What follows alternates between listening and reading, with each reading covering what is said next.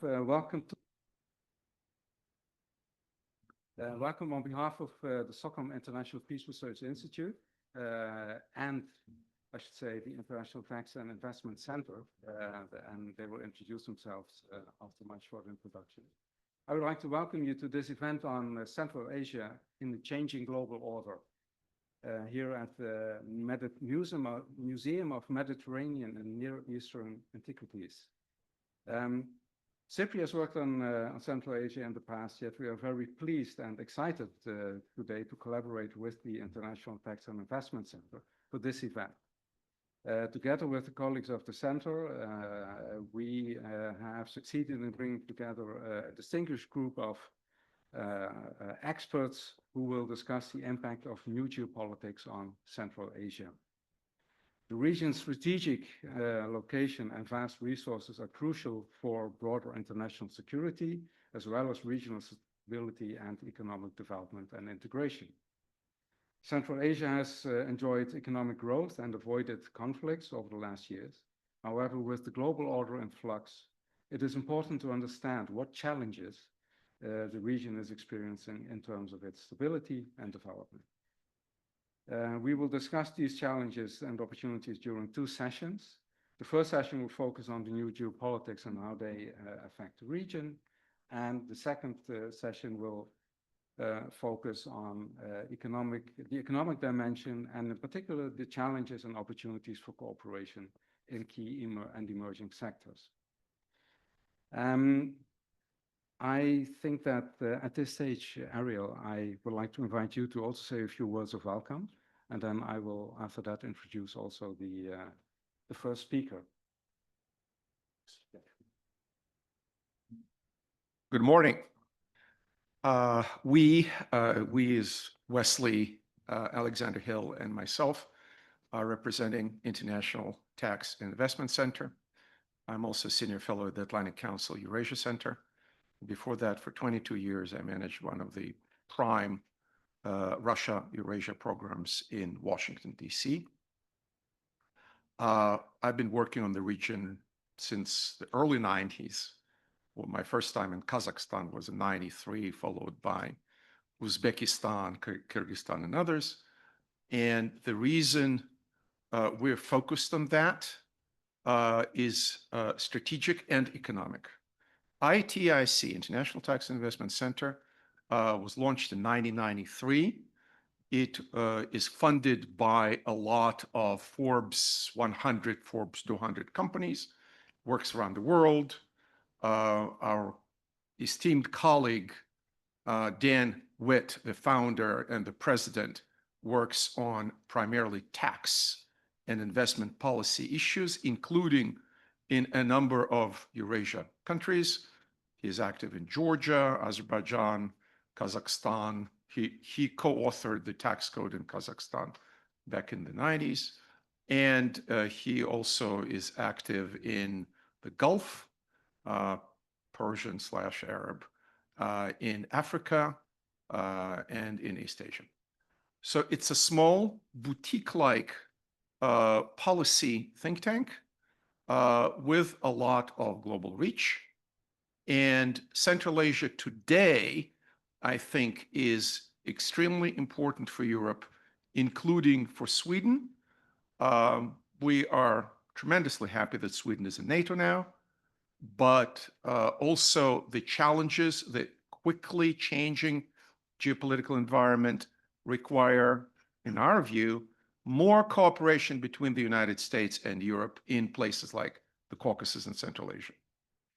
US cannot do everything, especially not with this administration that has very different ideas about Euro-Atlantic and global involvement of the United States. So with that, I want to thank you for coming. It's a bit of an obscure topic, Central Asia, but we have first-rate panels, including my friend and colleague, Professor Sébastien Pérouse from George Washington University, the director of the program there. And we are going to have a terrific event. Thank you.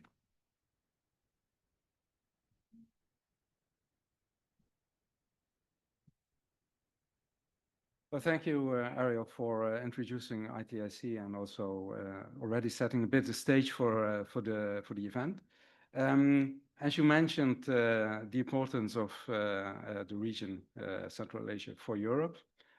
For that reason, we have also invited a representative from the European External Action Service to join us today online. And that is Mr. Dietmar Kissler, the head of the Division for Central Asia and Europe at the European External Action Service. He will give a first keynote. Mr. Kissler, I think you're online. I would like to give you the floor. I am online, Ambassador Danestad. Thank you so much. I hope you can hear me well and see me. I would like to thank the organizers for having invited me to give the EU's perspective on our relations with this geopolitically important region of Central Asia. I think the topic of your deliberations today is thematically important, but also timely. And I'm saying this because we indeed live in an increasingly competitive geopolitical context in which powerful players are reasserting their influence and spreading their narratives. And in this challenging context, Central Asians are indeed aiming to diversify their foreign policy choices.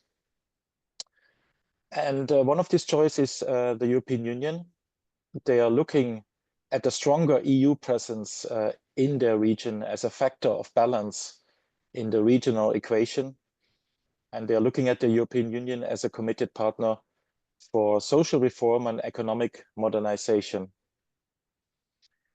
And Central Asia is a strategic region for the European Union's external action due to its important geopolitical location between Russia, China, Iran, and Afghanistan. The region has also been identified as a priority for the current High Representative for Foreign Policy of the European Union, Ms. Kaja Kallas. In 2019, the European Union has adopted a strategy on Central Asia. This strategy proposes to forge a stronger and non-exclusive partnership with the Central Asian states to support the region's development as a more resilient, prosperous, and closely interconnected economic and political space. In 2023, a joint roadmap was adopted, identifying not less than 79 specific action points in 5 key areas to further deepen the ties between the two regions through dialogue and practical cooperation. The European Union is enhancing cooperation with Central Asia through high-level political formats, such as the EU Central Asia Ministerial Meeting, which took place at the end of March in Ashgabat. And most importantly, the first ever European Union Central Asia Summit at the beginning of April this year. And it was on that occasion of the summit where both regions agreed to elevate their relationship to a strategic partnership. And it was the President of the European Council, Mr. Antonio Costa, who remarked at the summit that this is the beginning of a new chapter in the relations between the European Union and Central Asia. In an evolving global and regional geopolitical landscape, at the summit, the leaders of the EU and Central Asia reaffirmed their commitment to deepening cooperation between the EU and Central Asia. And this summit has resulted in a solid list of concrete deliverables. And we are actually quite busy here to ensure that the implementation of those deliverables is becoming a reality. But I would also like to mention here that there was a Russian reaction to our summit. And that reaction came when the Russian Foreign Minister, Mr. Lavrov, visited Uzbekistan only a few weeks after our summit. And he complained publicly that the European Union is actively promoting its agenda in Central Asia with an overtly anti-Russian bias, and that the European Union is attempting to interfere in the Central Asian states' internal affairs. Among other deliverables of the summit were the announcement of the President of the European Commission of a 12 billion global gateway investment package. There was also the announcement or the endorsement of a declaration of intent on critical raw materials. There was an announcement or commitment from the European Investment Bank to open a regional representation office for Central Asia in Uzbekistan, just to mention a few of those deliverables. But it was already before this summit in April this year that we have strengthened our cooperation in many strategic sectors with Central Asia, be it on energy security, on sustainable and secure digitalization, on improved transport connections, on transitioning to a green, sustainable, climate neutral economy, and so on. We also consider it important, by the way, to strengthen the regional cooperation between the 5 Central Asian countries themselves, including in the critical area of water management. Connecting the European Union and Central Asia better is a key priority for the EU. The European Union's global gateway strategy provides the opportunity for this endeavor. The development of better connections between Europe and Central Asia will also contribute to the sustainable economic development of the Central Asian region itself. And it was in this context that an investors forum took place at the end of January last year in Brussels on the Trans-Caspian Transport Corridor.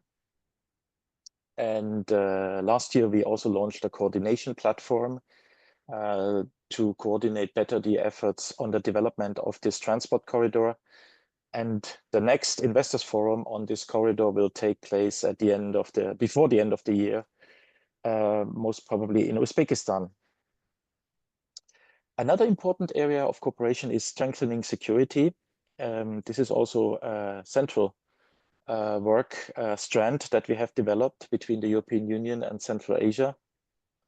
And in Central Asia, we are particularly looking at possible security threats emanating from the situation in Afghanistan, namely terrorism, extremism, illegal trafficking of arms, drugs, or human beings. The Central Asian countries seek to expand their security cooperation with the European Union, for example, on border management, on illicit trafficking of drugs, and the like. It was also, by the way, decided at the summit to establish a dedicated counter-terrorism dialogue between the European Union and Central Asia. We are also discussing with our Central Asian partners a lot on the issue of sanctions circumvention. What I mean is the EU sanctions against Russia, which are partly circumvented through some of the Central Asian countries. We maintain a dialogue with the Central Asian countries, in particular through the EU Special Envoy for Sanctions, who has visited the region several times since 2023. And as a follow-up to our work, some Central Asian countries, including Kazakhstan, Kyrgyzstan, Uzbekistan, have introduced legal and administrative measures to stop the circumvention of EU sanctions. But we will have to see the impact on concretely on trade flows and trade data. We are increasing our cooperation with Central Asia on critical raw materials. We have signed 2 memoranda of understanding with Kazakhstan and with Uzbekistan in this regard. And we have adopted a letter of intent with the countries of Central Asia during the summit in April. As a region endowed with natural resources which are critical for the energy transition, we wish to step up our engagement on critical raw materials with Central Asia on a win-win basis. I must also mention that we have serious concerns on backsliding of human rights and democracy in Central Asia. And here, let me say that the EU is committed to contributing to the protection and promotion of human rights in the Central Asian region through a wide range of mechanisms, including through bilateral human rights dialogues, capacity building, and financial support for Central Asian civil society organizations. In this context, we finance and organize the EU Central Asia Civil Society Forum, and we have an EU civil society facility for Central Asia. Finally, we have been strengthening bilateral relations and fostering cooperation through our bilateral enhanced partnership and cooperation agreements. We have signed such an agreement with Kyrgyzstan in June last year. We are currently finalizing the signature procedure for the enhanced partnership and cooperation agreement with Uzbekistan. And with Tajikistan, we have finalized the negotiations for such an agreement. The enhanced partnership and cooperation agreement with Kazakhstan is already in force since 2020. And these kind of agreements with Central Asian countries provide a strong framework to forge a more modern and diversified partnership beyond the trade and aid agenda.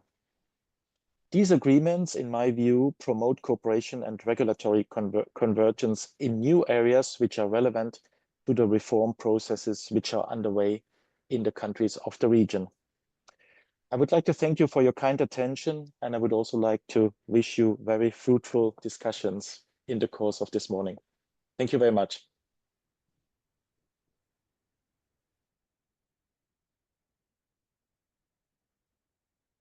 Thank you very much, Mr. Crystal, for your words and your providing a European perspective on an EU perspective on the region. These comments and what you mentioned here will be part of the conversations also in the first panel. If you want to stay online, if that's possible for you, that may be interesting. There will be other introductions in the panel led by Mr. Zhengdong Wan from SIPRI. But it would be great if you, and there will be also some online participants who will be joining, if you could still be part of that conversation. With that, Zhengdong, I hand the floor to you. Yeah, thanks very much, Luke. Good morning. My name is Jingdong Yuan. I'm the Director of China Asia Security Program at SIPRI, and I welcome you to this panel. So the panel theme is about the Central Asia. I mean, we know since gaining independence in the early 1990s, Central Asia has been trying to develop its own identity, economic prosperity, and also security. At the same time, I think Central Asia has always been a place where great powers compete, connive, cooperate, and all these great powers have their own agendas. Some of these align with the agendas of Central Asian states. Others may create challenges for Central Asian states. So right now we are at the moment with the rising geopolitical rivalry and this Central Asia and also the larger context of Eurasia again becomes very important. And Central Asian states have been more actively engaged in various activities, including, among other things, trying to be more active in diplomatic terms, trying to address the Afghanistan situation. At the same time, Central Asia is trying to develop its own economic sort of integration and trying to develop institutions and so forth. At the same time, trying to navigate great power rivalry. So the panel will address some of these themes. And we have 4 wonderful panelists attending this first panel. So the first to speak will be His Excellency Ambassador Thomas Dennerstedt, so who is the Swedish ambassador to Uzbekistan, Tajikistan, Kyrgyzstan, and Turkmenistan. And then this will be followed by Mr. Wesley Alexander Hill, who is the Assistant Director and Lead Analyst in Energy Growth and Security Program in the International Tax and Investment Center. And we have 2 online speakers, Dr. Nargis Casanova, who is the Director of Program on Central Asia, and Davis Center for Russian and Eurasian Studies at Harvard University. Thank you very much, Dr. Casanova. I know it's very, very early on the East Coast in the United States, so we really appreciate it. And last but not least is Mr. Zumabek Sarabakov, who is the political analyst and director of the Institute of World Economics and Politics under the Nasultan Nazarbayev Foundation. Now I can appreciate all the deans. During ceremony, they have to read the long list, hundreds of names with all the different difficult, challenging pronunciations. If I pronounce your name not correctly, my apologies. Now we turn to the first speaker, Ambassador. We all have each speaker speak about 7 or 8 minutes, 10 minutes max, and then we will open up for Q&A. And so for the online participant, if you can put in your questions in the chat, and we will maybe pick 1 or 2 for the panel to address. Ambassador, the floor is yours. Thank you so much. And I want to thank the co-organizers for holding this event. Very important theme, very important questions. And of course, we miss Mr. Chrysler, but it's also good to hear that he keeps himself busy in Brussels, implementing the new partnership, and the role of this EU Central Asia Summit should not be underplayed, really. Of course, the partnership between the EU and Central Asia is absolutely central in the EU states, member states' relationship with Central Asia. So I would like to speak a little bit about regional cooperation in Central Asia in light of the experiences of regional cooperation in the Nordic region. And I will not speak about Nordic policy per se. There's no Nordic policy towards Central Asia. There's also no Swedish policy or strategy formalized for Central Asia. Finland does have a strategy for Central Asia. But I would rather talk in more general terms and see if there are any ideas, if there's a pathway that in some parts could be applicable to Central Asia. Regional cooperation is a very prominent part of our mindset in the Nordic region. The regional cooperation runs very deeply. It's very institutionalized. It has developed over centuries. It is never questioned by the Nordic people or Nordic politicians, contrary to the association of other forms. Well, let's have a look at it. When we used to talk about Central Asia as the least developed region in the world. This is changing, in my opinion. And it's very timely to have this seminar now because we see some green shoots for sure. And I would like to highlight especially the different regional approaches that are being developed when it comes to connectivity, when it comes to management of natural resources, when it comes to security, dealing with Afghanistan, etc. And particularly important, the meeting of the three presidents in Kujand in late March, when the last border disputes were resolved. Very important step. And starting from this year, it is actually the first time I hear people talk more openly about institutionalizing the regional cooperation in Central Asia. Words such as regional identity or the commonality of values can be heard. I think also the summit between EU and Central Asia is important for many reasons. But you can also note that there was a decision also to alternate in future the summits between Central Asia and Brussels, which is something that does not seem to have been possible before.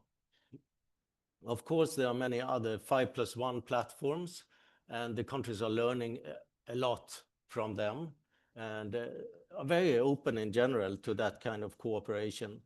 I think, although I don't have full insight into it, I think we can say that the countries prepare themselves better now and more focused before those meetings in the various formats, which is positive. So just a couple of points from the development of the Nordic cooperation. You know, it's centuries old. We used to have a union more than 500 years ago between the three countries, Sweden, Norway, and Denmark, led by the Danish Queen Margaret, actually, which was dissolved in 1523.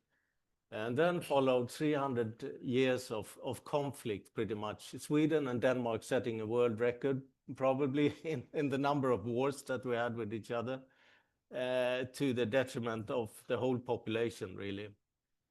And that sort of conflict ended with the Napoleonic Wars. And since then, more than 200 years of relative peace with no serious conflicts.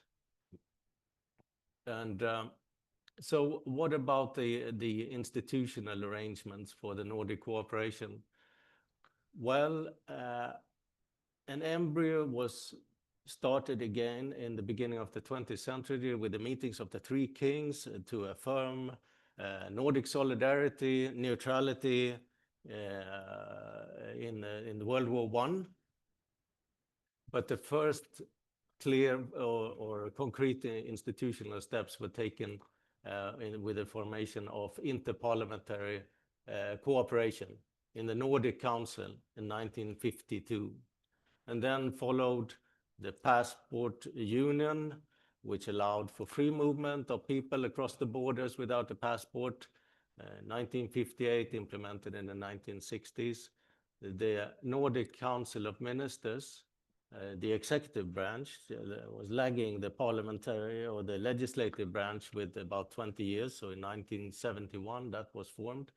And since then, in the 70s and 80s, a number of institutions were formed, financial institutions like the Nordic Investment Bank in 1975, institutions for research, for social affairs, for health, for industry, for sustainable development, and so on. And of course, the Secretariat in Denmark for the Nordic Council of Ministers.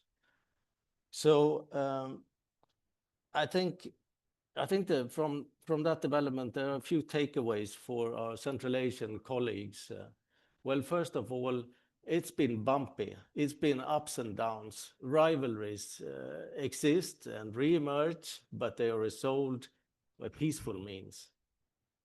And it's also important to note that the Nordic cooperation continued despite various forms of association with other external organizations or formations like NATO, like the EU, different currency arrangements and so on, it has not hindered in any way Nordic cooperation.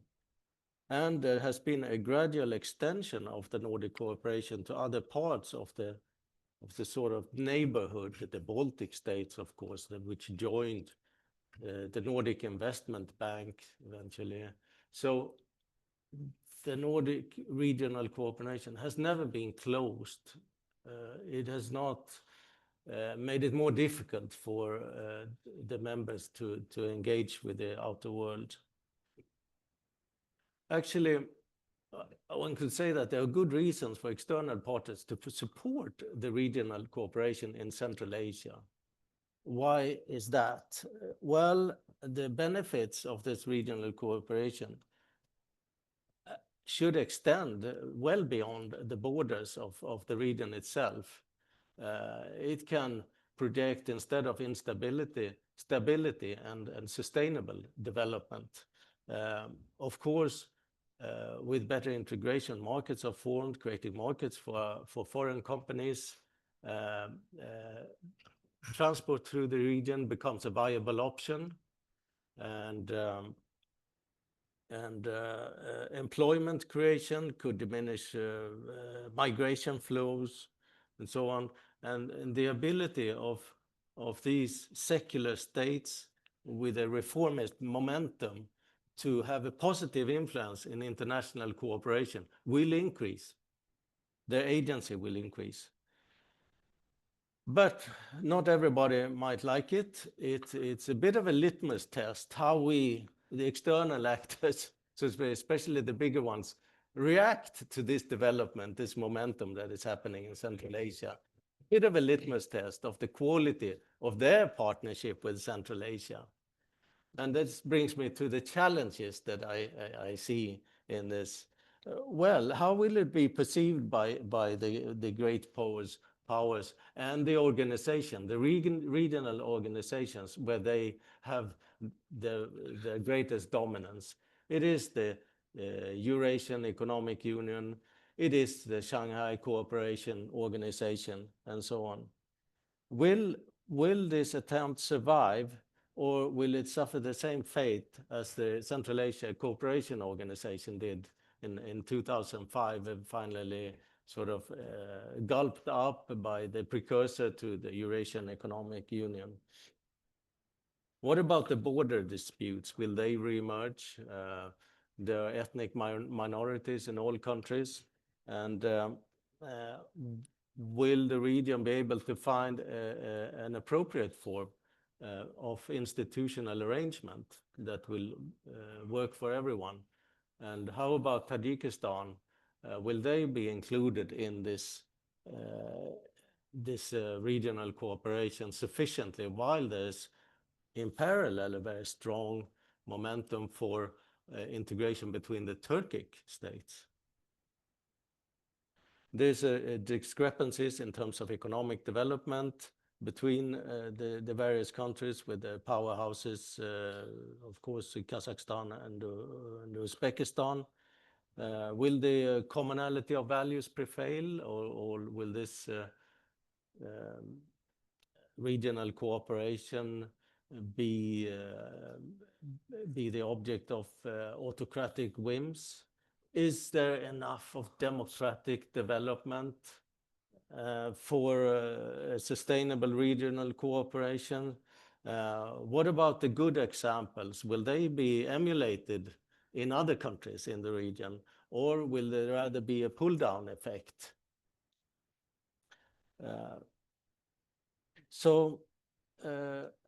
And we should also remember that this pursuit, they are very young nations, so this pursuit of regional identity, can it actually take place alongside the pursuit of a national identity? It's interesting to see. What can we expect? I think we could expect a continued momentum. Uzbekistan will chair the consultative meetings in this year, and it certainly will be interesting to observe, also to also interesting to observe the large-scale project, cross-border projects such as the Kambarata hydropower project, the Rogan project, the Kosh-Tepa channel in Afghanistan. What are the regional implications? How are they being dealt with in this group? So in conclusion, I think what we can expect to see is a positive development. It is going to be gradual. One could technically say that they are now in Central Asia at the same level that the Nordic cooperation was in the beginning of the 20th century with the meetings of the three kings, the three Nordic kings, Sweden, Norway, and Denmark. But I think that would be a mistake. So this is happening much, much faster. And I think we might be surprised that we can see the Sweden emerging as the region with the strongest momentum in terms of regional cooperation. Yeah, thank you very much, Ambassador Dennerstedt, for both discussing the positive developments, but also raising the challenges as Central Asian states navigate various regional organizations. There can be spaghetti of institutions in the region, but also dealing with all the external powers. So here, I think Mr. Chrysler's comments are very important. That is the role of EU as a important regional organization with global reach and influence. And then, of course, there are also resource issues and all of that, and transportation, HAC. I think these will be discussed in the second panel. So now I turn to Mr. Hill to take over. Yeah. Great. Well, first of all, thank you very much to the ambassador for joining us and for SIPRI for hosting us in such a wonderful venue. So just as the ambassador talked a lot about the Swedish, Nordic, and EU involvement in Central Asia, I'm going to talk about American views, foreign policy about the region, and then touch a little bit about how America views great power competition and how that impacts our foreign policy. So it needs to be said that historically speaking, American policy on Central Asia has suffered a little bit from tunnel vision. So when the Soviet Union collapsed, America had a very limited set of objectives, and it failed to develop initially a holistic foreign policy for the region. Now, sometimes this turned out to be inadvertently quite useful. So, for example, America was quite worried, as I think everybody was, about Soviet nuclear weapons in Kazakhstan. So when the first president of Kazakhstan, Nursultan Nazarbayev, expressed great interest in denuclearization, dismantling what was then the world's fourth largest nuclear arsenal, the United States was all on board, and there was a lot of immediate and effective cooperation. Unfortunately, when American tunnel vision diverged from local priorities, we saw that American foreign policy and local developmental efforts were stymied. So when the same president, Nursultan Nazarbayev, had this idea of a Central Asian Union going all the way back to the early 90s, America was totally disinterested. And this proved to be especially ironic given the subsequent evolution of American foreign policy regarding Central Asia. So at first, the tunnel vision shifted based on world events. There was a focus on the emergence of market economies. We didn't want anybody backsliding back into a command economy. And then there was obviously the focus after 9/11 on what Central Asia's relationship with Afghanistan was, what the involvement of Central Asia should be in Afghanistan, basing rights, that sort of thing. And after the significant drawdown and then ultimate, defeat of the United States in Afghanistan, the appetite for even tunnel vision engagement really dried up. This has created a very interesting dynamic for American foreign policy. So on one hand, there is very little political will or appetite and resources, it must be said, for the United States to engage with Central Asia on the level of, say, Sub-Saharan Africa or Latin America or other places across the world. On the other hand, what this has meant is that the few specialists working in Central Asian affairs in the American foreign policy community rather more nimble. They can take actions, and I think that's what we've seen in the last 5 years in this sort of evolution of policy.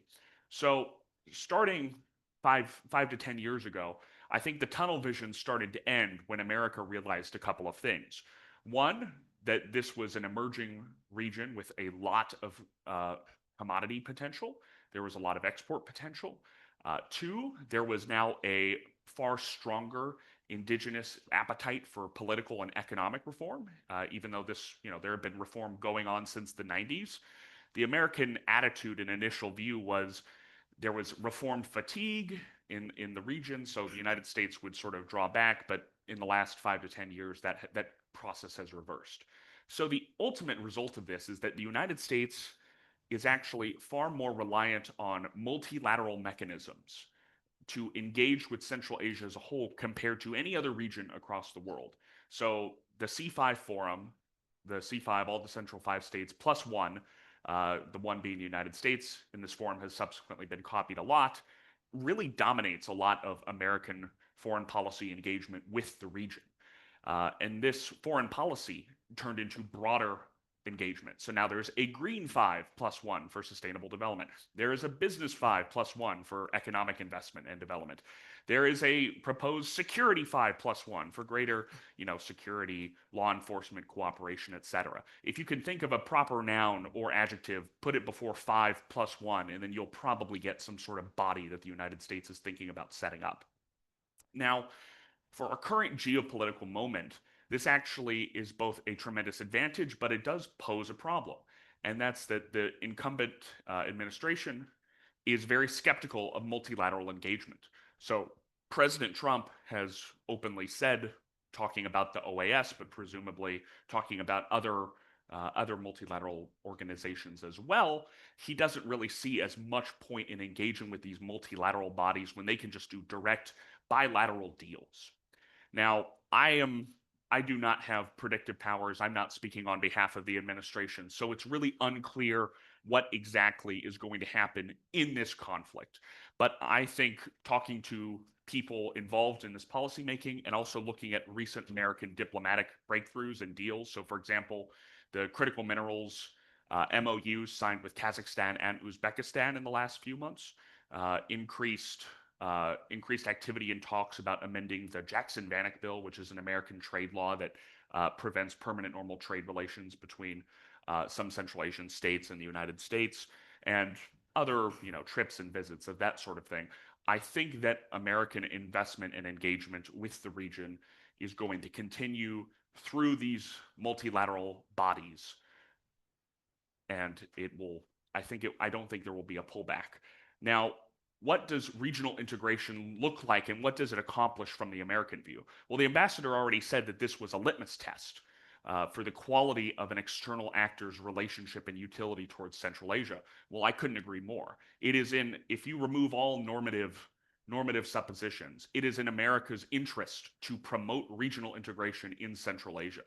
There are a couple of reasons why. First of all, there are normative economic developmental reasons.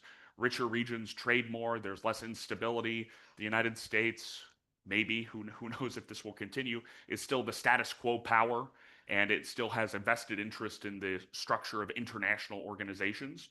So having regional integration in Central Asia is broadly beneficial to that. But being more specific, involving Russia and China, the United States thinks, I think quite rightfully, that promoting regional integration reinforces regional sovereignty and economic independence from Russia and China. It makes the region less susceptible to coercion, and it makes the region more robust, politically robust and economically robust.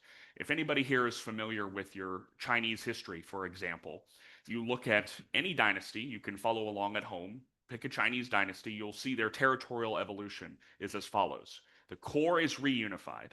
All the big cities in China you've heard of. What is the first area where Chinese influence spreads? It's not even to the northeast of modern-day China and what we call Manchuria. It's not in the Pacific Rim or all of these islands where the United States is very focused for obvious reasons. It's not in Southeast Asia. It is down what we call the Silk Road, and it is into Central Asia. The Tang Dynasty had outposts and tributaries as far as modern-day Afghanistan.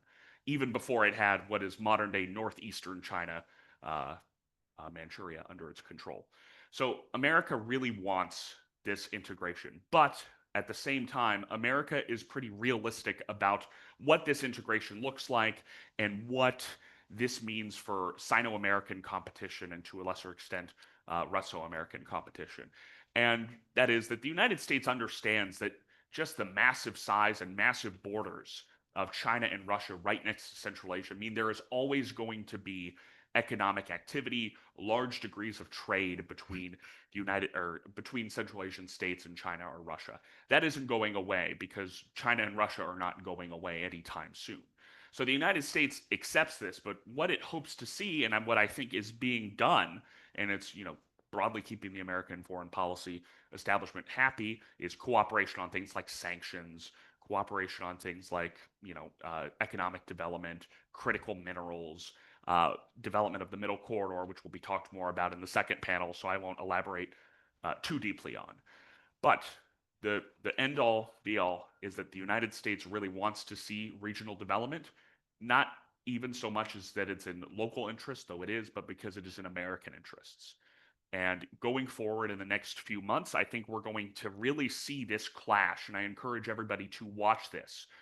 American engagement with Central Asia is going to be defined a lot by whether or not it continues with a C5 format and whether or not this format itself reaches meaningful deals and agreements like it did in the past under the Biden administration and also the first Trump administration to a degree. Or is there going to be a greater shift towards bilateralism, which we also have seen recently with the MOUs I mentioned between Kazakhstan and the United States and Uzbekistan and the United States. So please keep an eye on that. And please, I just want to thank everybody again for coming. And thank you very much again, SIPRI, for hosting. Yeah, thanks very much, Wesley. We now turn to our next speaker, Dr.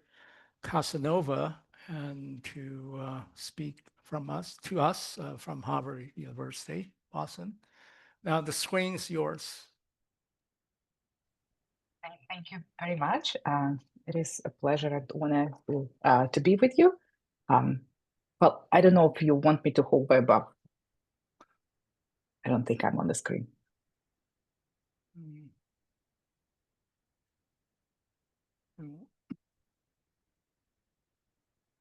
Who's controlling it?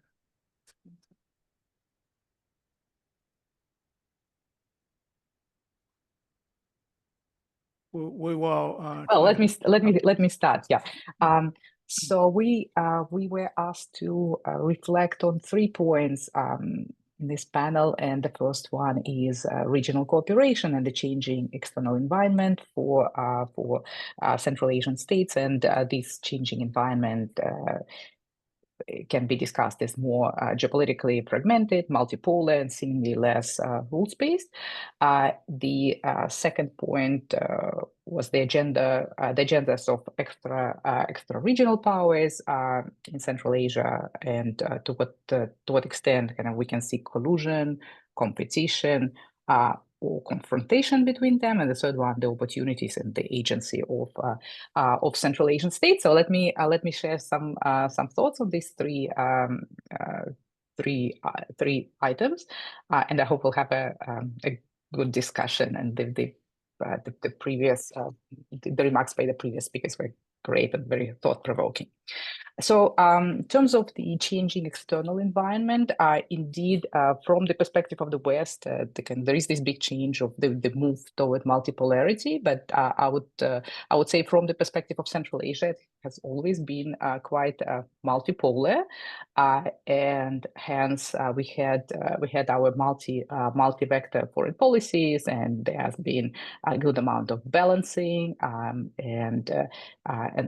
hedging. So in this way, kind of Central Asian states already have these skills of kind of needed for the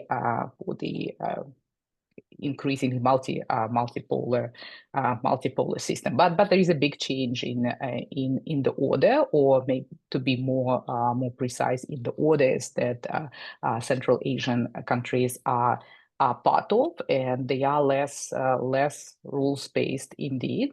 And here we see kind of the challenge of norms, the rules at two levels. First is kind of the breach.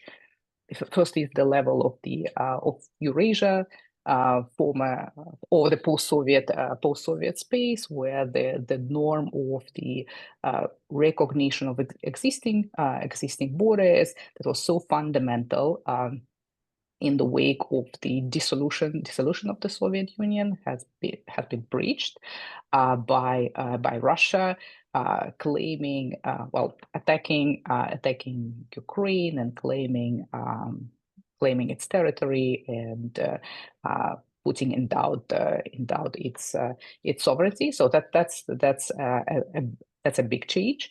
And we all kind of follow what's happening in the global system with the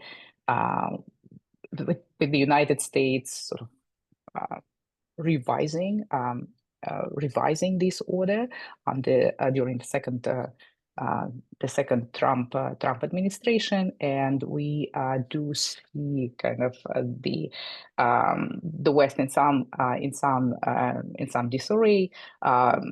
Many are lamenting the end of the liberal world order. The experts are talking about policies, relations becoming more transactional, and this development kind of carries dangers for the small countries, small and fairly vulnerable countries of Central Asia. Central Asian countries have been quite comfortable in this liberal world order, but at the same time, certain aspects are welcome. The promotion of human rights, democracy, sort of this normative agenda, the weakening of the normative agenda is welcome. And Central Asian states feel that they have something to offer for this transactional kind of, for this transactional relations. It's been mentioned that, and everybody knows that the region is quite rich in natural resources. There is oil, there is gas, there are metals, there are critical materials that are so coveted by external powers. Both the US and the European Union have these dialogues on critical minerals with the countries of the region. So the region can offer that. The region can offer its geographic position, kind of this being the connector between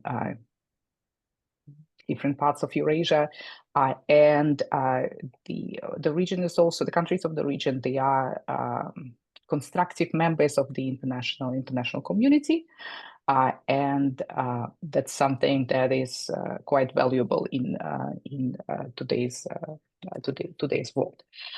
So what have been Central Asian responses to these changes? We see a stronger push for diversification that has been already mentioned, more hedging, and we also see more like a stronger push for regional cooperation. Diversification.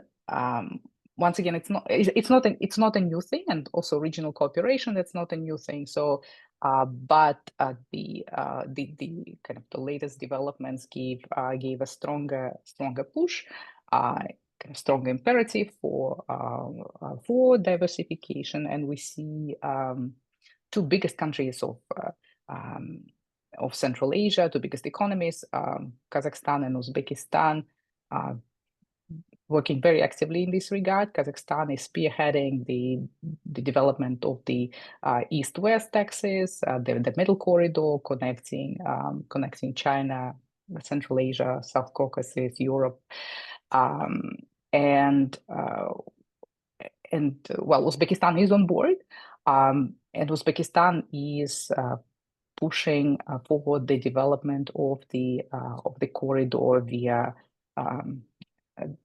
Afghanistan. So So there are these efforts to diversify transport routes, to diversify political partnerships, security cooperation. So these are the kind of developments underway. On regional cooperation, I wanted to note that it is to kind of emphasize that it's not a new development, and we did see kind of recognition that the five countries are together. They are vulnerable. If they stick together, there will be better role. That recognition actually precedes the collapse of the Soviet Union. The first consultative meetings of 5 heads of republics took place from I think 1989 or 90. Yeah, I think either 89 or 1990s, probably 90.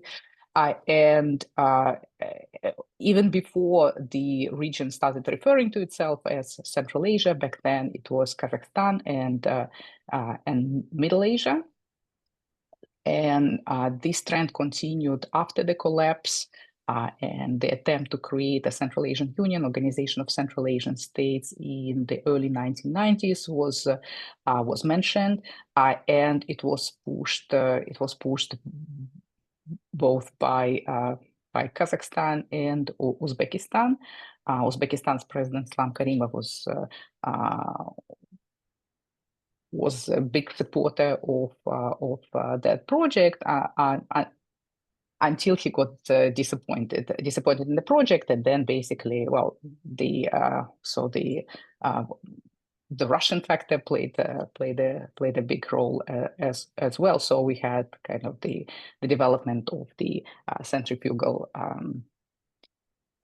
trend. Now it's back. We all are very happy about it.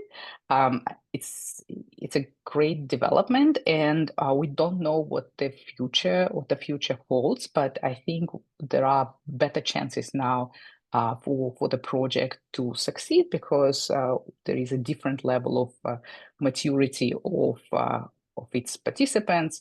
The economies are kind of, well, back then we were at the beginning of the nation state building processes. The economies were in kind of basically destroyed. They had to be built. Now it's a different situation. So I think there is kind of a better understanding what to do, how to do, and there are kind of there are definitely more developed institutions that can kind of pursue this cooperation. And it's great that now Astana and Tashkent are so kind of they work in such a tandem. Now the second question are the agendas of external powers, extra regional powers. If there is kind of collusion, competition, confrontation, there is no open confrontation of external powers in the region, but we do see soft competition, and I hope it will stay sustainable, because Central Asian countries, they can handle soft competition of external powers, and they can actually benefit from it. That's what they're trying to do. But if it might get to a point where it's not where it's very uncomfortable and maybe even destructive for the region. So, well, Russia, of course, is the main extra-regional power, which doesn't consider itself extra-regional, and it wants to assert itself. It wants to keep the region in its sphere of influence. It's not fully happy with what it sees. It's not happy with its growing partnerships with other players. although it's not stated openly, I don't think they're happy with growing China's role in the region. Well, there is more Turkey in the region. That's been always kind of a concern for Russian policymakers. There is more presence, stronger presence of the Gulf countries in the region. But I think for now it feels that its positions in the region are strong because it has these special relations with the political elites. It has special relations with the political and economic elites. It is present in the strategic sectors of the countries of the region, and it has leverage. It has leverage. The kind of the cultural influence is also strong. Central Asia is in Russia's information space, so it does have it does have pretty strong position, but at the same time there are tensions and contradictions in Russia's approach. Well, Russia kind of wants to keep it in, but at the same time, it doesn't like Central Asian migrants. It prefers migrants from other places, people who wouldn't want to stay in Russia.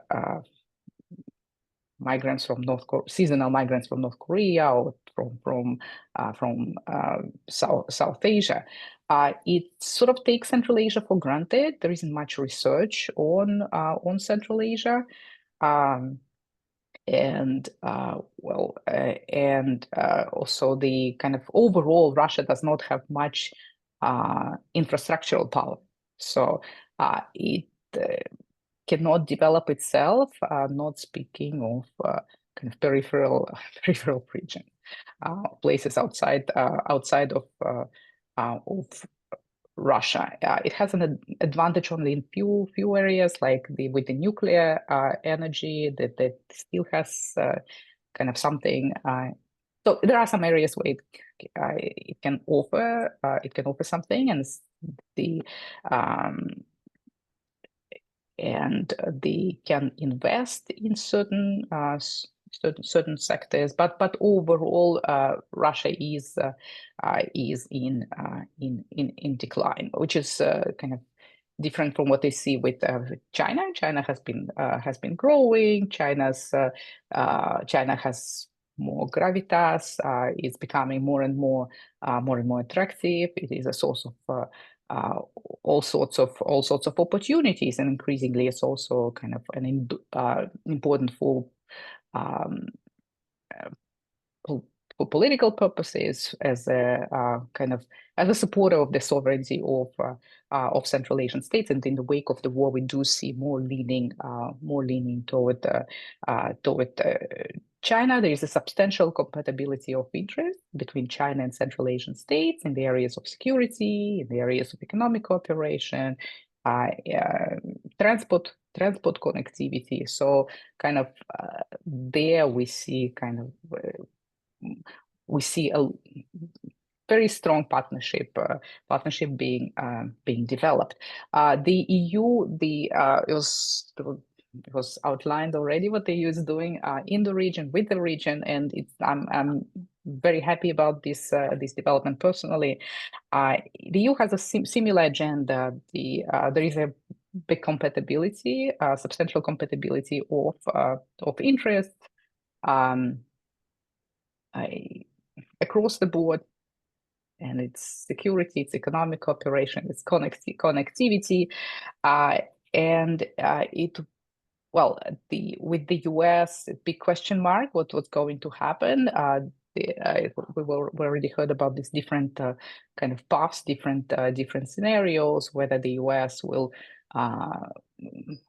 will continue working in the C5+1 format, or it will switch to more kind of bilateral, kind of emphasizing bilateral relations. But I would also kind of add to that, how much US will we see in Central Asia, in Eurasia? Do we see are we going to see certain withdrawal of the US from Eurasia? and the weakening of this superpower overlay that we used to have. Well, since the early years of independence, the US support has been incredibly important. But now we'll need to adapt to kind of the new realities, whatever they are. But the kind of the lessening of the US overlay in the region gives more space for local agency, and we do see new initiative, more energy, I would say, that different actors inside the region, outside the region are putting now, because they understand that they need to do something. And it will be interesting to see if the EU will do some hedging, and whether how EU-China relations will develop, and if kind of they will have this positive agenda, then the role of Central Asia as a connector will go up. Overall, I think it will be quite interesting to see what's going to happen in Eurasia, and for those who kind of like geopolitics, like Mackinder's all this, it's interesting now to reread Mackinder and other people who wrote on Eurasia. So I think my time is up, but a little bit on kind of for the opportunities and obstacles for developing regional cooperation, regional identity. So definitely the moment is now, and I hope that we will see institutionalization that ambassador mentioned. We do see new initiatives.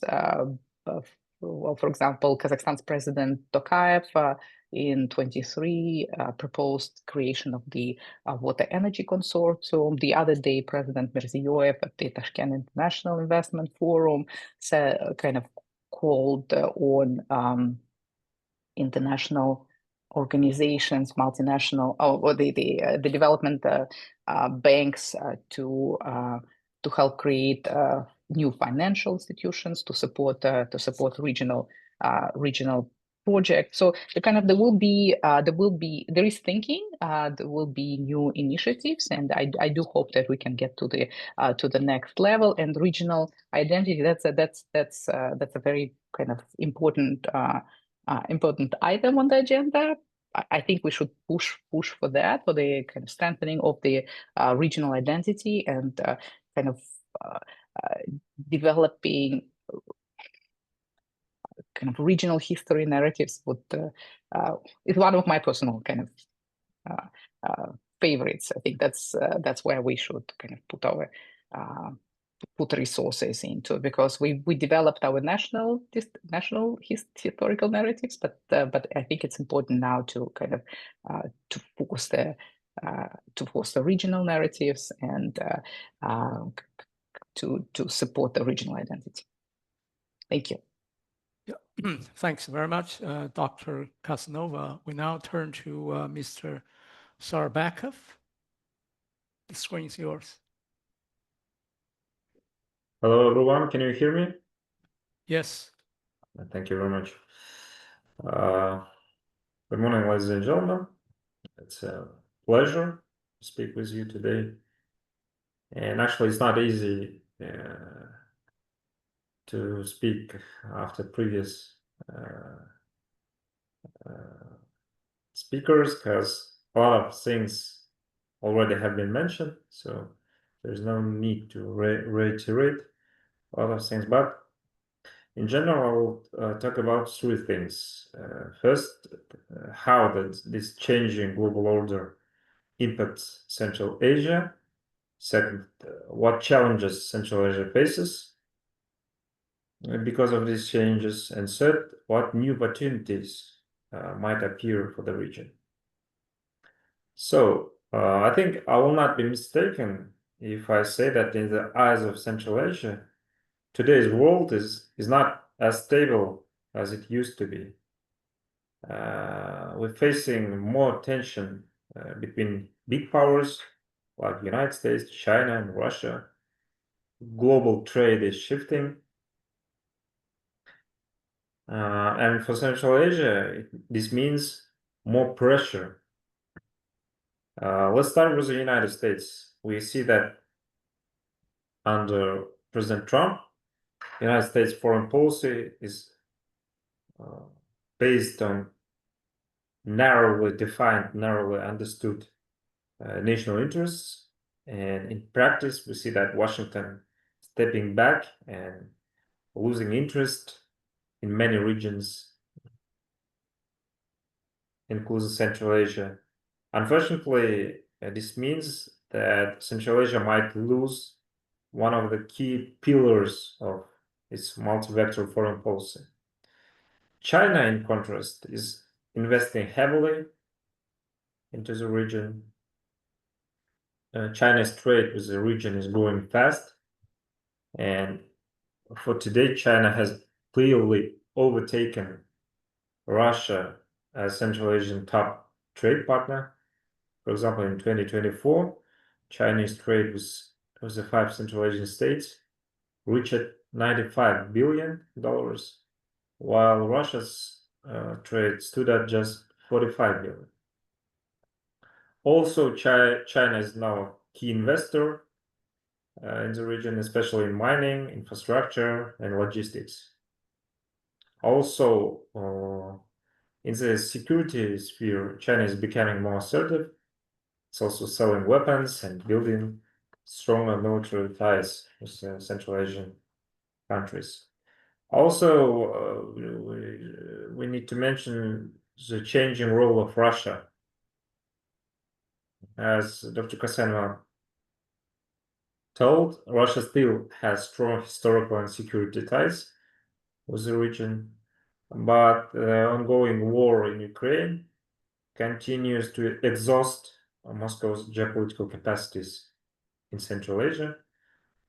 And moreover, we also must acknowledge that Russia itself is becoming increasingly dependent on Chinese economic support. For now, over 30% of Russian exports goes to China, and over 40% of Russian import comes from China.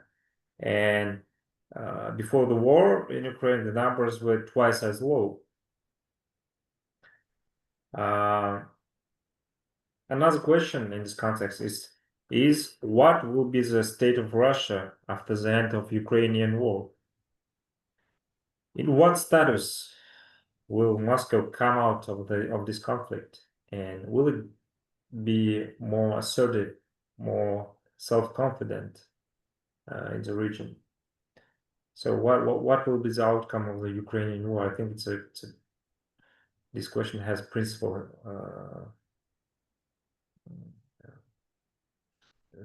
meaning for the power balance in our region. Other players are stepping in. We see that European Union is building the middle corridor. Turkey, India, Arabic states is also becoming more active, offering new trade routes and investment in tech and education. So what I want to say that Central Asia is now in a new position. It's no longer just Russia's or Chinese backyard.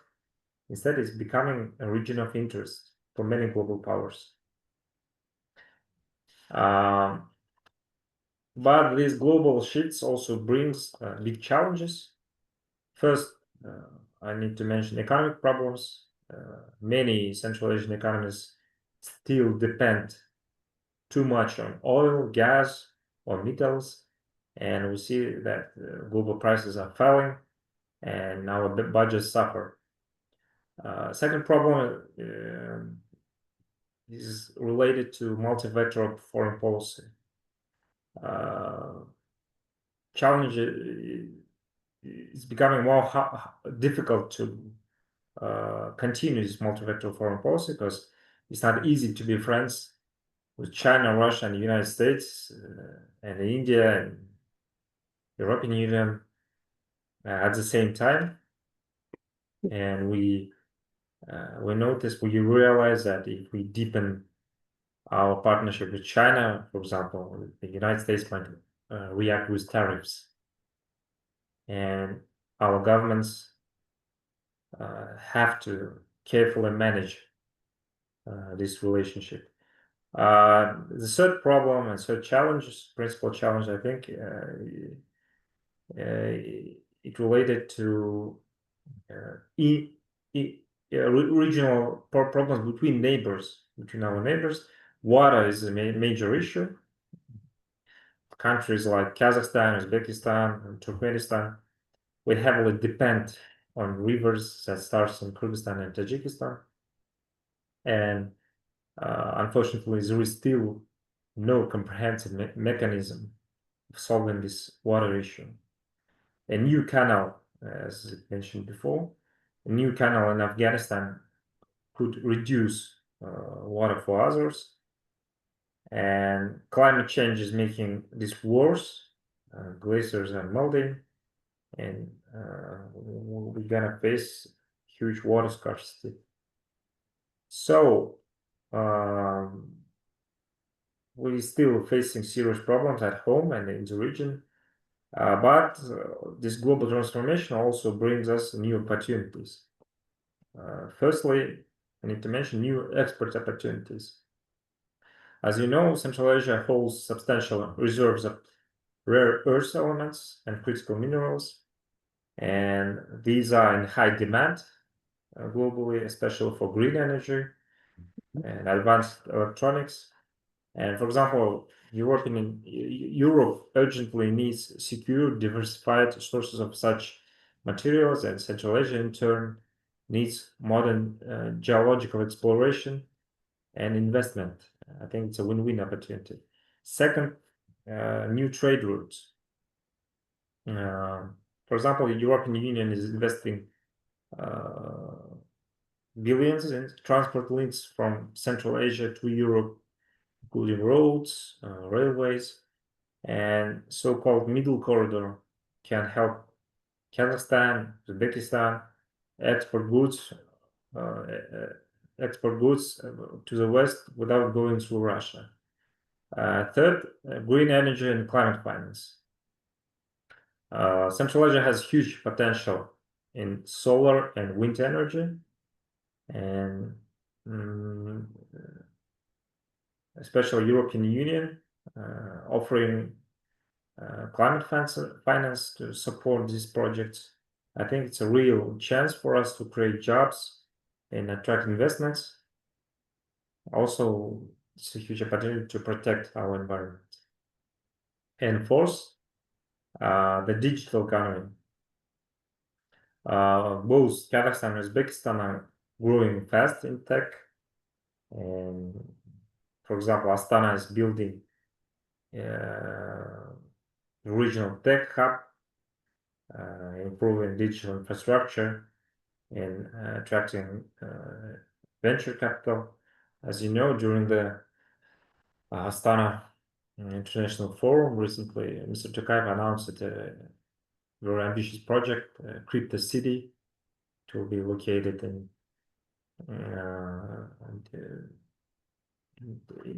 the territory of Kazakhstan, and they will be place where the digital currency, cryptocurrency, will be fully operated. I think it's a huge opportunity for the Central Asia in general. And if this continues, the region could become a serious player in tech and innovation. And the last, I think, in terms of opportunity, more global attention means more bargaining power for us, and it gives us more room to negotiate. So that's why Kazakhstan and Uzbekistan, we're hosting international summits, signing agreements with both East and Western countries and trying to build new regional formats. So, in conclusion, I need to say that the global order is changing and the Central Asia is changing with it. We realize that there are real risks, challenges, but there are also real chances for us. And we need to use it for building strong and regional cooperation. And if our countries can manage this carefully, we can turn this global uncertainty into opportunity for progress. And that's all. Thank you for your attention.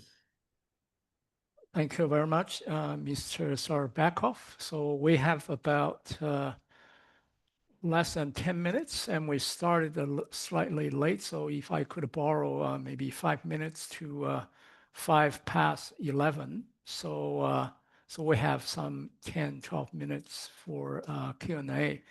So perhaps I will take 1 or 2 questions in the group. If you can identify yourself and also raise questions rather than making very long comments, so that our panelists would have time to address them. So please raise your hand and wait for the mic. Yes. Yeah.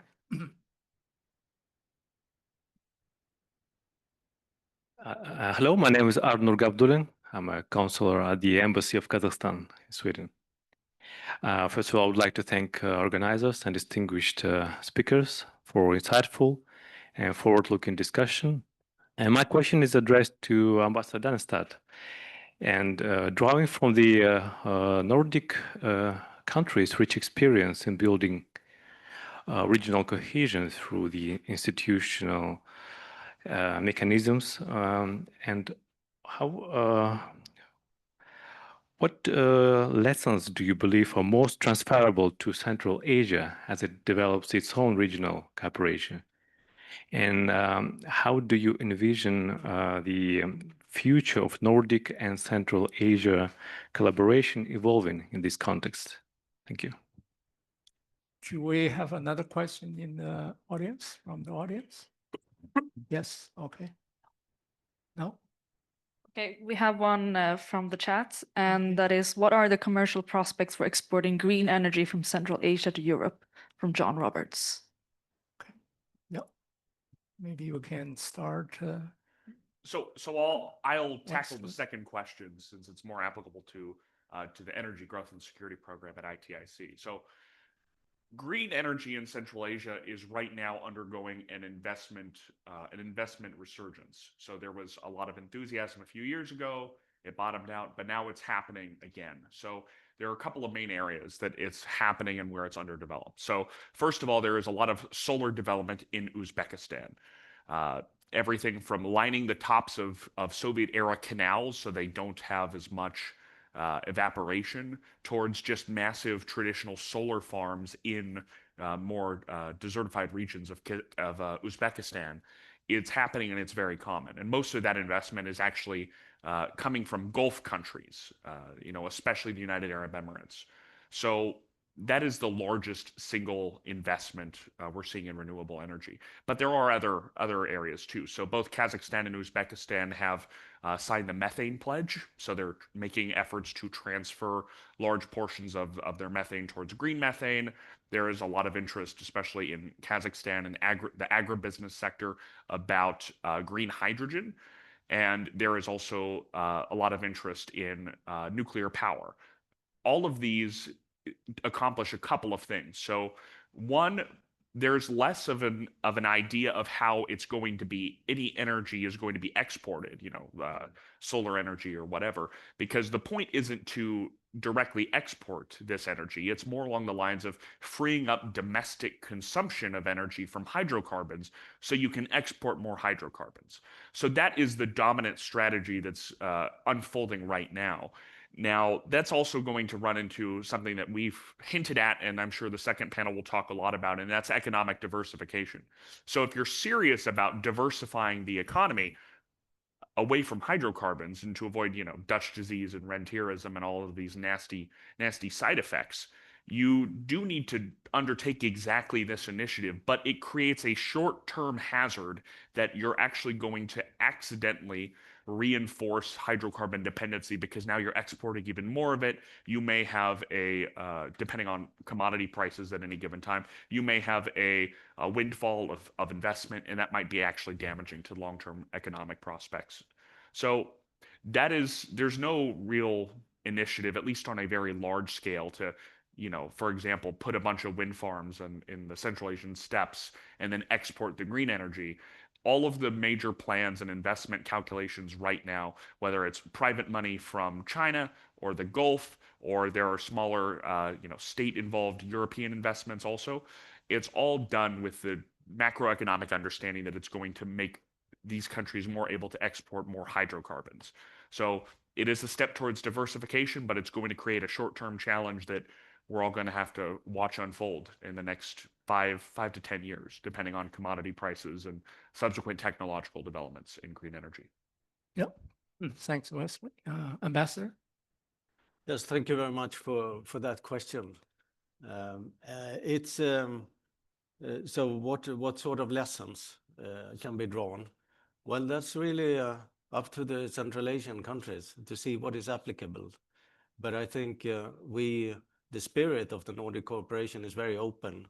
We share between ourselves, we share with others also our experiences, including our mistakes. And maybe those are the ones that are most helpful for others to look at as well.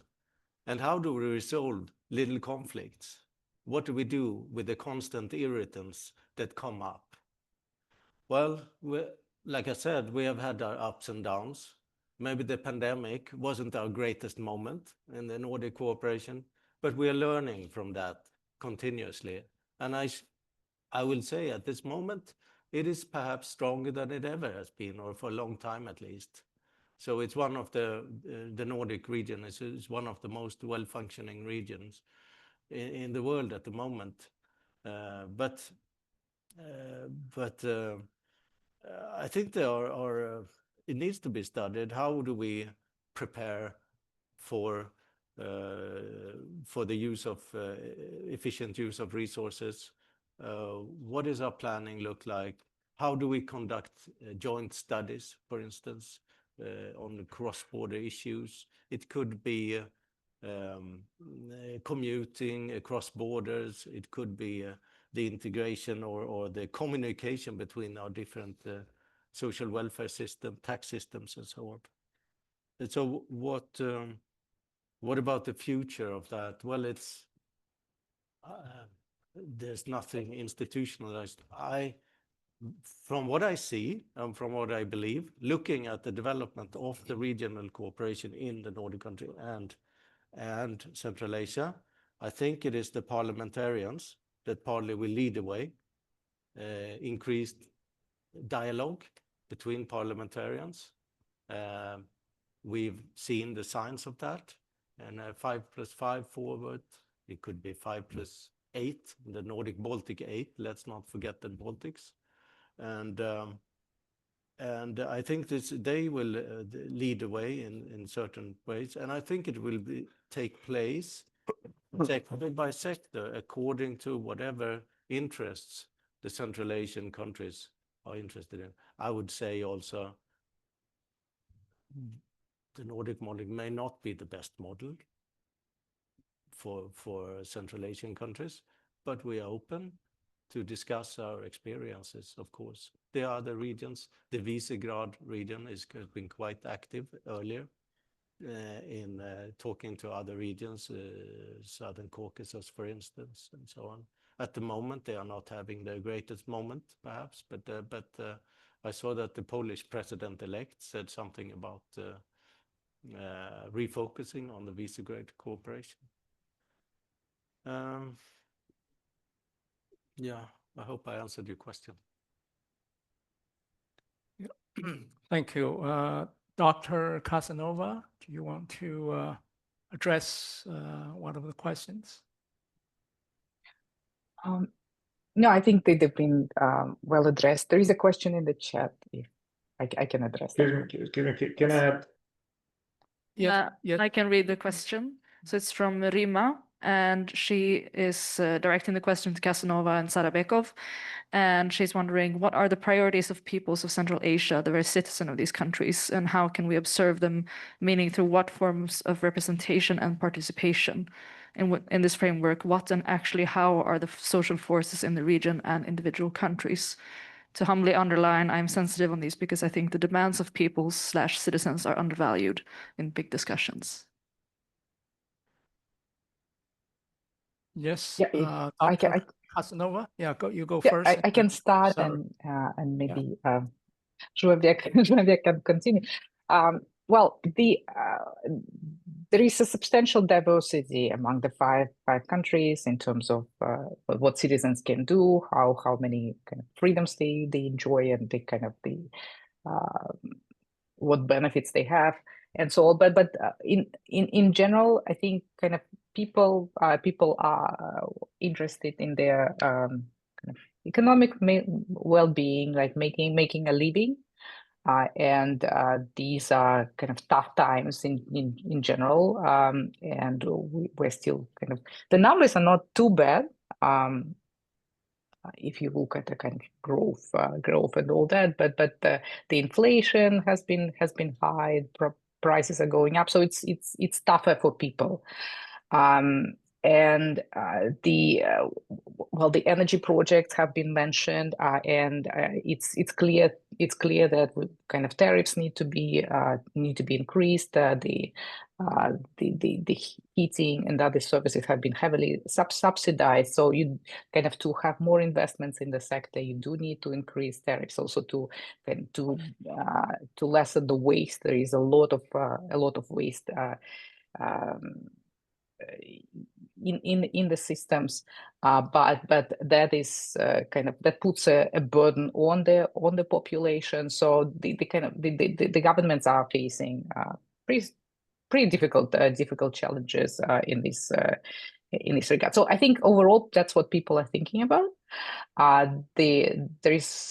There are also some grievances about injustices, inequalities, and for some also decreasing freedoms play a role.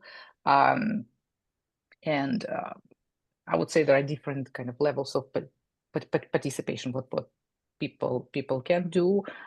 People can do more in Kazakhstan and Kyrgyzstan, citizens, I mean, with all the limitations, and Uzbekistan, but increasingly less in Tajikistan, and traditionally, very little in Turkmenistan. Zhumabek, maybe you can. Yeah, thank you. Can I make a little comment that's related to the previous question about the if we have time? Yeah, be short. Yeah. I think discussing the experience of Nordic countries or European countries about the regional integration, I think the conclusion is one that you cannot cheat. There is a saying: you cannot cheat the laws of physics. You cannot trick the laws of physics. So if we need stable, resilient regional cooperation, we need organization. We need. I'm speaking of Central Asia. We need regional organizations that will work on these issues of mutual economic cooperation, integration in the humanitarian sphere. So we need, I truly believe that we need a special organization, special institute for regional cooperation. Because for now, it's only forums. It's consultative forums between head of states, but we do not have a real institutional body for regional cooperation. But talking about the second question, I think in general, geopolitical thinking leaves a little room for human happiness But on the other hand, I think the aspirations of Central Asian people, including Kazakhs or Uzbeks, they are very common with people around the world. So it's economic stability, justice and rule of law, it's political voice. Also, there are concerns on ecology, and of course, these tasks are not fully completed by our governments, but we see that there is a tendency for political reforms in Kazakhstan, in Uzbekistan. I cannot say anything about Turkmenistan because I have never been there, even it's our neighbor. It's a blank space for me. So, and also I need to mention that Central Asian population is quite young. So it means that we are going to have a very vibrant political life in near perspective. So, I think, as I said before, the aspirations of our people are very common with other parts of the world. Thank you. Yeah, thanks very much. So we'll wrap up this panel. Let us give a round of applause to our panelists. Over to you, Mr. Van der Goor. Yes. Just to for everyone here, we will have a short 10 to 15-minute break for some coffee. So also for participants online to be aware that we will continue with the second panel some 15 minutes from now. Thank you. Yeah, thanks very much. Terrific discussion. And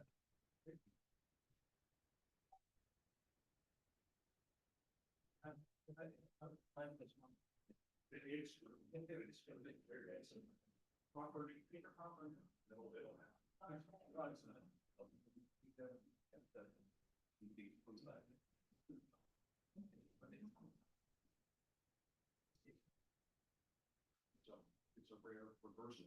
You know, I think it's easier to the line here, the American foreign policy service law. We've even seen some law and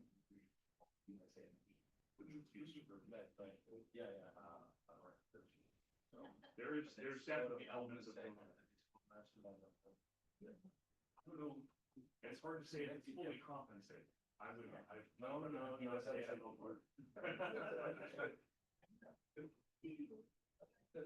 The challenge is for you. Thank you so much. Thank you, gentlemen. Yes. You need to say no. Exactly. That's exactly.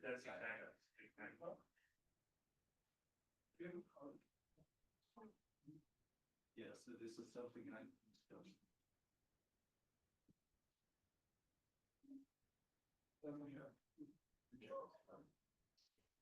No, a concrete barrier. I set up students.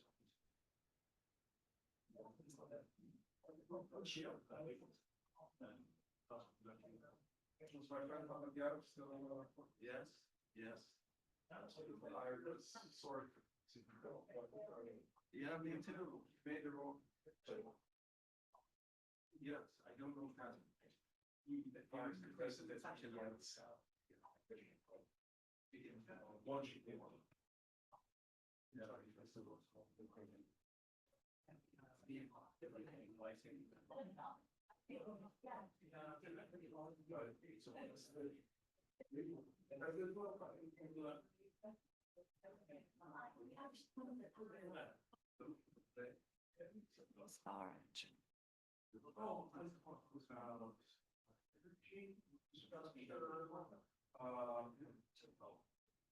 Investment priority analysis. I'll just go get.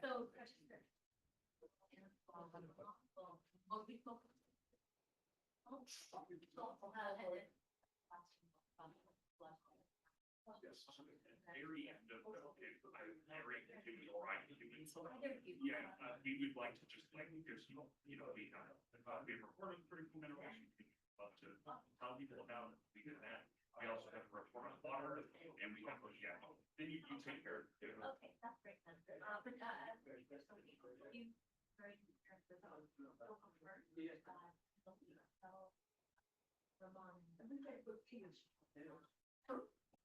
that's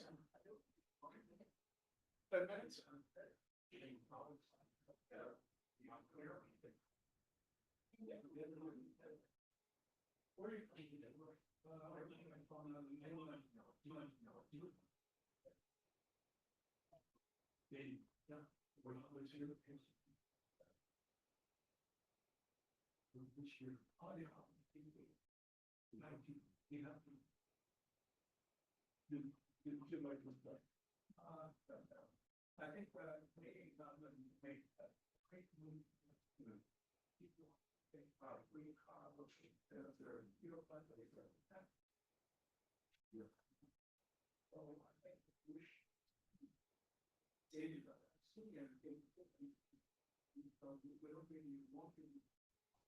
Oui, non. Before,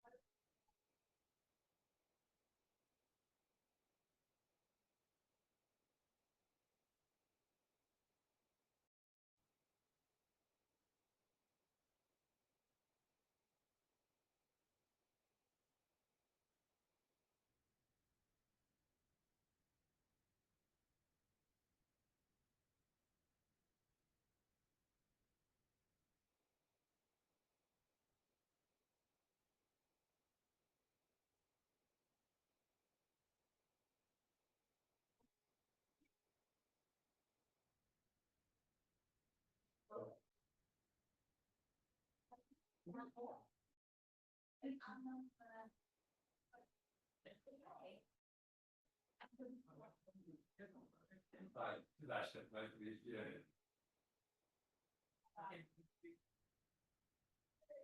all of our mics will be on.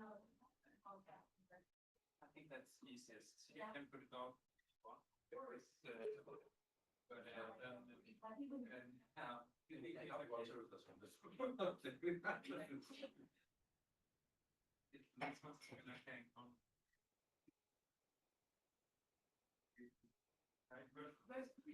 Other feedback, but maybe it's I don't know, or the prompted about it, but they are doing that comments. Okay. That was the first thing we went into your third I'm not worried. I'm a bit worried. No, I asked her for feedback, though, but all of them help loud.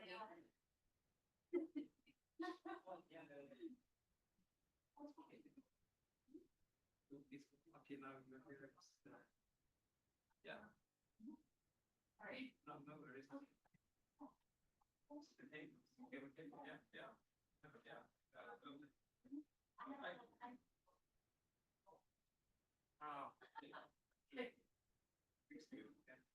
Yeah. Now we can't hear yourself. Sure. Hello? Yes. Yeah. Okay. You want it on from now? No,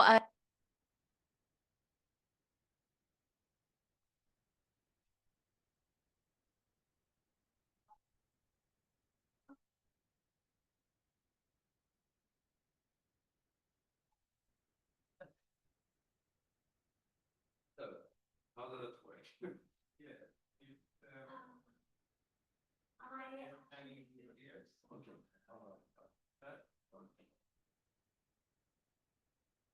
Like that, like that.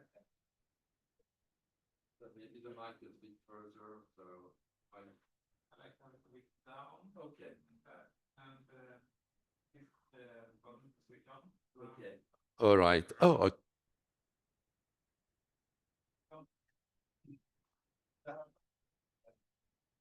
No, don't do it. All right, thank you. Yeah, okay, go on, please. Yeah, let's call the questions on. Yeah.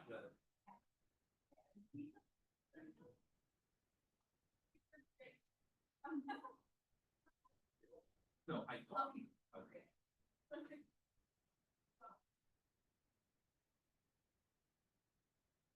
The answer was direct. I mean, what was the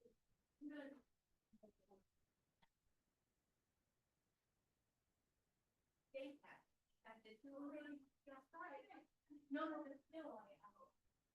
You said before. Oh, no, okay.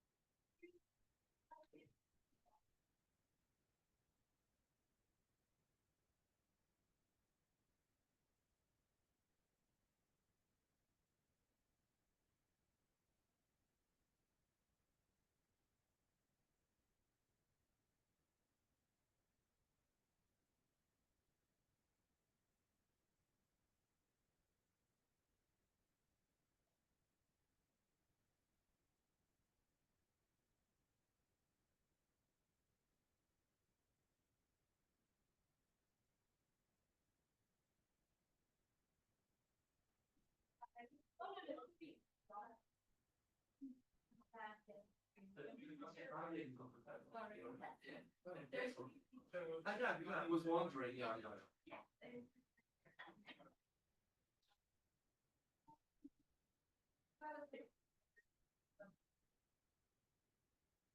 You're sitting where?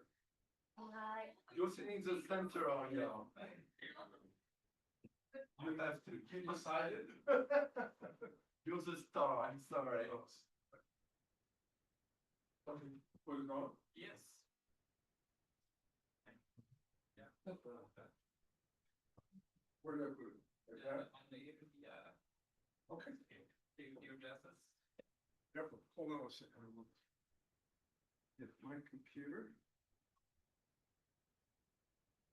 Okay.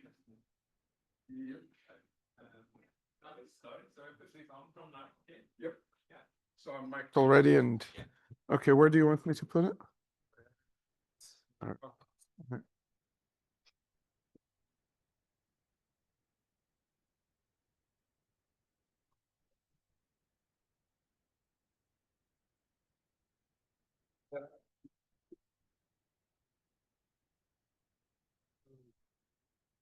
Okay. Okay. You can do it.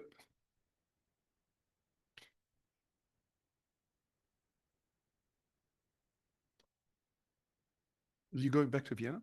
Yeah. Direct flight? Yeah. Huh? There's a direct flight. Yeah. So When are you going? Tomorrow? tomorrow morning. Yeah. Early. I mean, related Yeah, direct flight. I'm trying to organize at 5 p.m. because I forgot it's not Friday, it's Thursday. So he said 5 o'clock. Okay. Yeah. No, we're trying. We don't have a final. Yeah.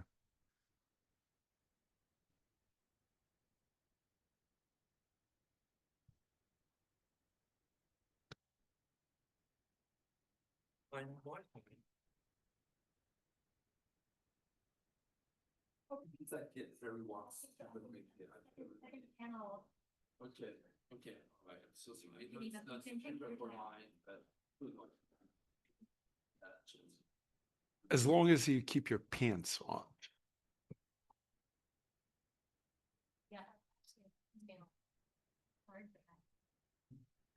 I get what those are, so It's not, I don't feel like it's hot. yeah. Yeah, it's nice. I think. 5:20. Yeah, Dr. Casanova really was a trooper that she agreed to speak. You know, it was, oh God. I'll just shut up.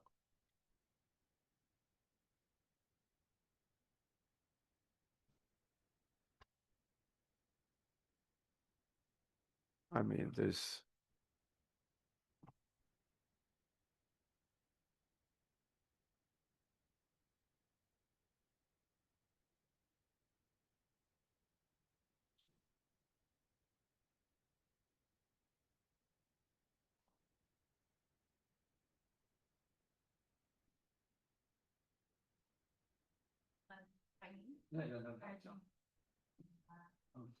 But yeah, I'm actually, I was going to start with this first field working.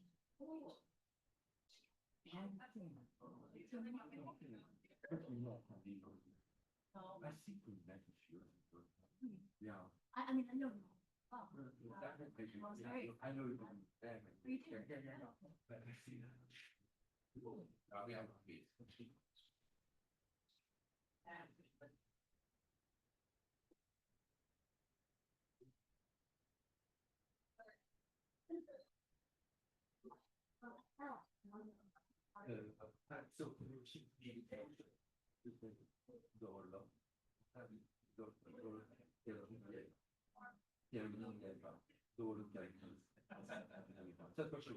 Yeah.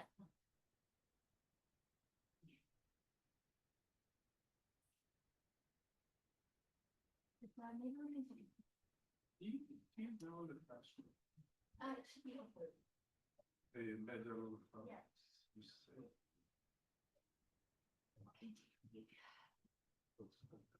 over. Oh, Sebastian, I think that was just wrong.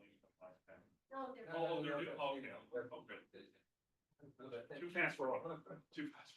Oh, yeah, want some more? Sure.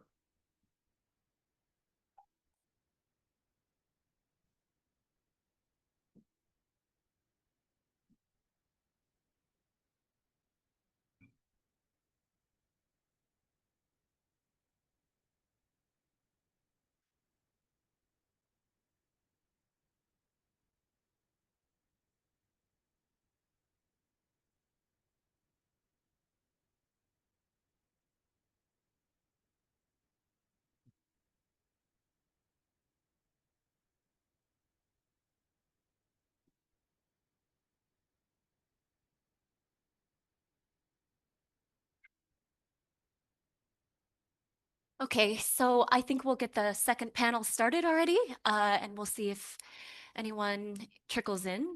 So my name is Jai Zhao. I'm also part of the China and Asia Security Program at SIPRI. But actually, in fact, my background is post-Soviet, Soviet and post-Soviet affairs. And my first field work actually was in Bishkek 15 years ago. And since then, I've followed very keenly the work of the people in the panel. So I'm extremely excited and quite honored to present them and also to hear from them and learn from them, as I'm sure all of you are. The first panel focused a lot on changing political orders and sort of very actor-centric discussion around sort of the shifting agendas, shifting players, and the region in that global context. And we talked about how this is creating new pressures, but also new opportunities for middle powers, including those in Central Asia, and sort of the fragmentation of the global space. Yeah, again, creating opportunities as well as new pressures. I think one takeaway from the first panel that I'd like to bring into the second is the term first introduced by the, I think, the ambassador around quality of partnerships. And I think quality of partnerships is quite key, but you can't quite measure quality of partnerships in the absence of concrete topics. And I think that that's what we're going to get into today. In this panel, in the way in which partnerships are going to play out in different sectors of the economy, on different sort of topics related to resources, supply chains, and the economic conditions, which are also in turbulence alongside the political ones. We have geo-economic turbulence, but we also have transition. We have energy transition. We have ecological disruption, we have digital disruption, and this is creating, again, new opportunities as well as new risks. And how this is going to play out in the coming years, in the medium and the long term, I think is something that I'm very keen, again, to learn from these distinguished scholars regarding. So we'll start with the 4 presentations. If there's time, we'll also try to have maybe a bit of a dialogue between us before opening it up for Q&A.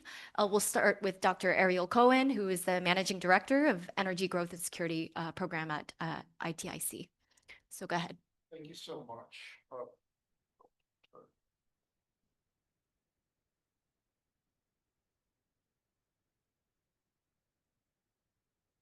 Okay, thank you so much. Thank you for SIPRI for cooperating with us on this important conference. I've been doing Central Asia and Eurasia for over 30 years, and it is really a privilege to be a witness to how that region is developing. I do remember some people with gray hair in this room remember that you would fly into Almaty then, or to Tbilisi or Baku or Tashkent, and these were pretty much rundown Soviet cities. And look at it now. I mean, Astana didn't exist. So one is, relatively speaking, a country like Kazakhstan, and now increasingly a country like Uzbekistan, are winning in the game of transitioning to market-oriented economy, building their international ties, becoming players as individual countries and as a region in the global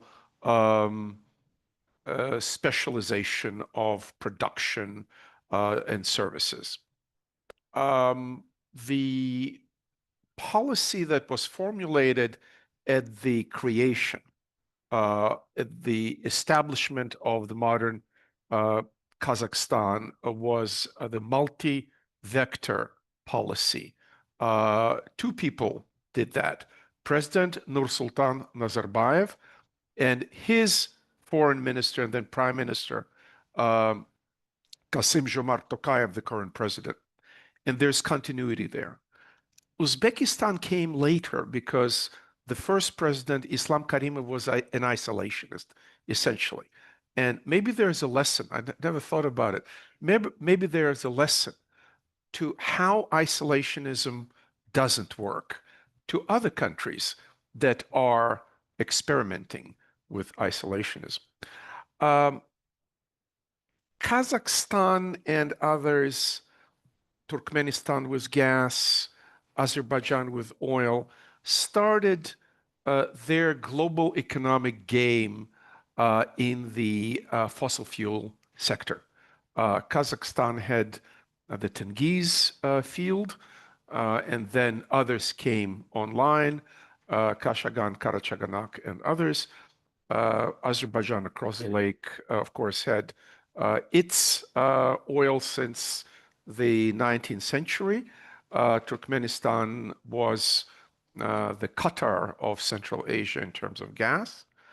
But time moves forward, energy priorities shift, and you look at a place like Uzbekistan where they have solar at 3.5 cents, US cents per kilowatt. This is highly competitive. And even with storage, with battery, lithium-ion battery storage, it goes up 30%. It's still very competitive, but it's not enough. Uzbekistan is one of the fastest growing countries population-wise. The old Soviet energy infrastructure is getting old and decrepit. They need to upgrade it. So they are doing all of the above policy. They're doing small modular reactors in nuclear, Uzbekistan. Kazakhstan did have a referendum to allow large size nuclear reactor. They're doing thermal energy generation and they're doing renewables. And of course, hydro is a huge source in the mountainous areas in Kyrgyzstan and Tajikistan, but there's a problem. And the problem is climate change. The more solar exposure you get, the more the glaciers and the mountains shrink, the less water flow in the rivers you get, and it is more difficult to generate electricity from hydro.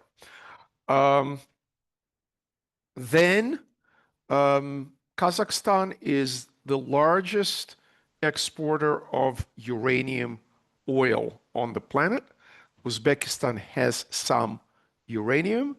And if we are serious about zero emission transition, we need to strongly consider renewing the nuclear power generation. Our German colleagues will not agree, and I invite you to look at the cost of energy in Germany to have a different opinion about their version of Energiewende. But Europe, collectively, France in particular, but also others are interested in helping Central Asian countries, not just to develop their uranium mining, but allow them to move up the value chain so that they don't only export their oil ore to Russia and the fuel assemblies are assembled in Russia, but they can enrich uranium in a place like Kazakhstan and become an exporter of fuel elements. Then I was told colleagues will be talking about rare earths and strategic minerals. This is a very strategic, competitive game because China, over decades, since the 1990s, the Politburo, Central Committee, State Council made decisions to position China as the leader in mining and refining rare earths to the point of now almost 70% of mining and 80+% of refining is done in China. And when the Chinese leadership doesn't like something, they shut down the exports, in some cases, starting with the case of Japan in 2009, and then going on and off. And apparently, in the talks in London between Mr. Bessent, the Treasury Secretary, and his Chinese counterparts, rare earth supply was discussed. But there are other options to build supply chains that are alternative, be it in the United States, which is difficult. There's something in American English called NIMBY, not in my backyard. And the legal challenges, the environmental resistance to mining and refining, which is by definition environmentally polluting, is something a lot of Americans don't want, don't like. And then what do? We can go to our neighbors in Canada if we don't invade them, or in Mexico if we don't burn their flags or whatever we do there, and build a North American rare earth supply chain. Or we can go further into Latin America, Africa, and Central Asia.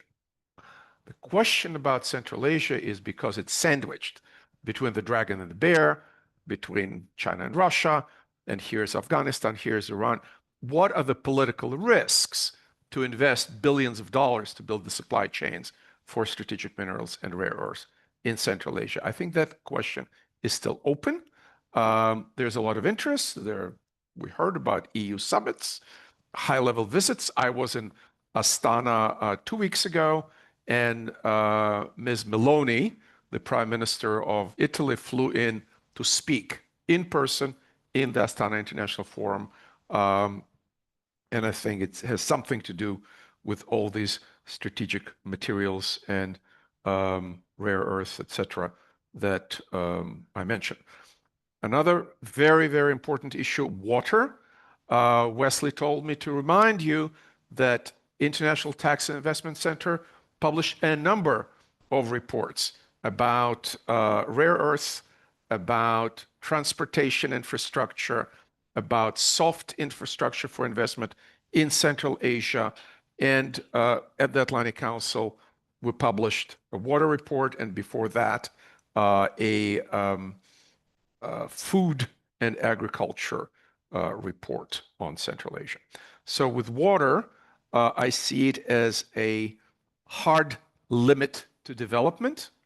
It is an unpleasant thing to say, but we better say it. With the population growth, one of the fastest in this part of the world, Central Asia needs more water because it has millions and millions of more people.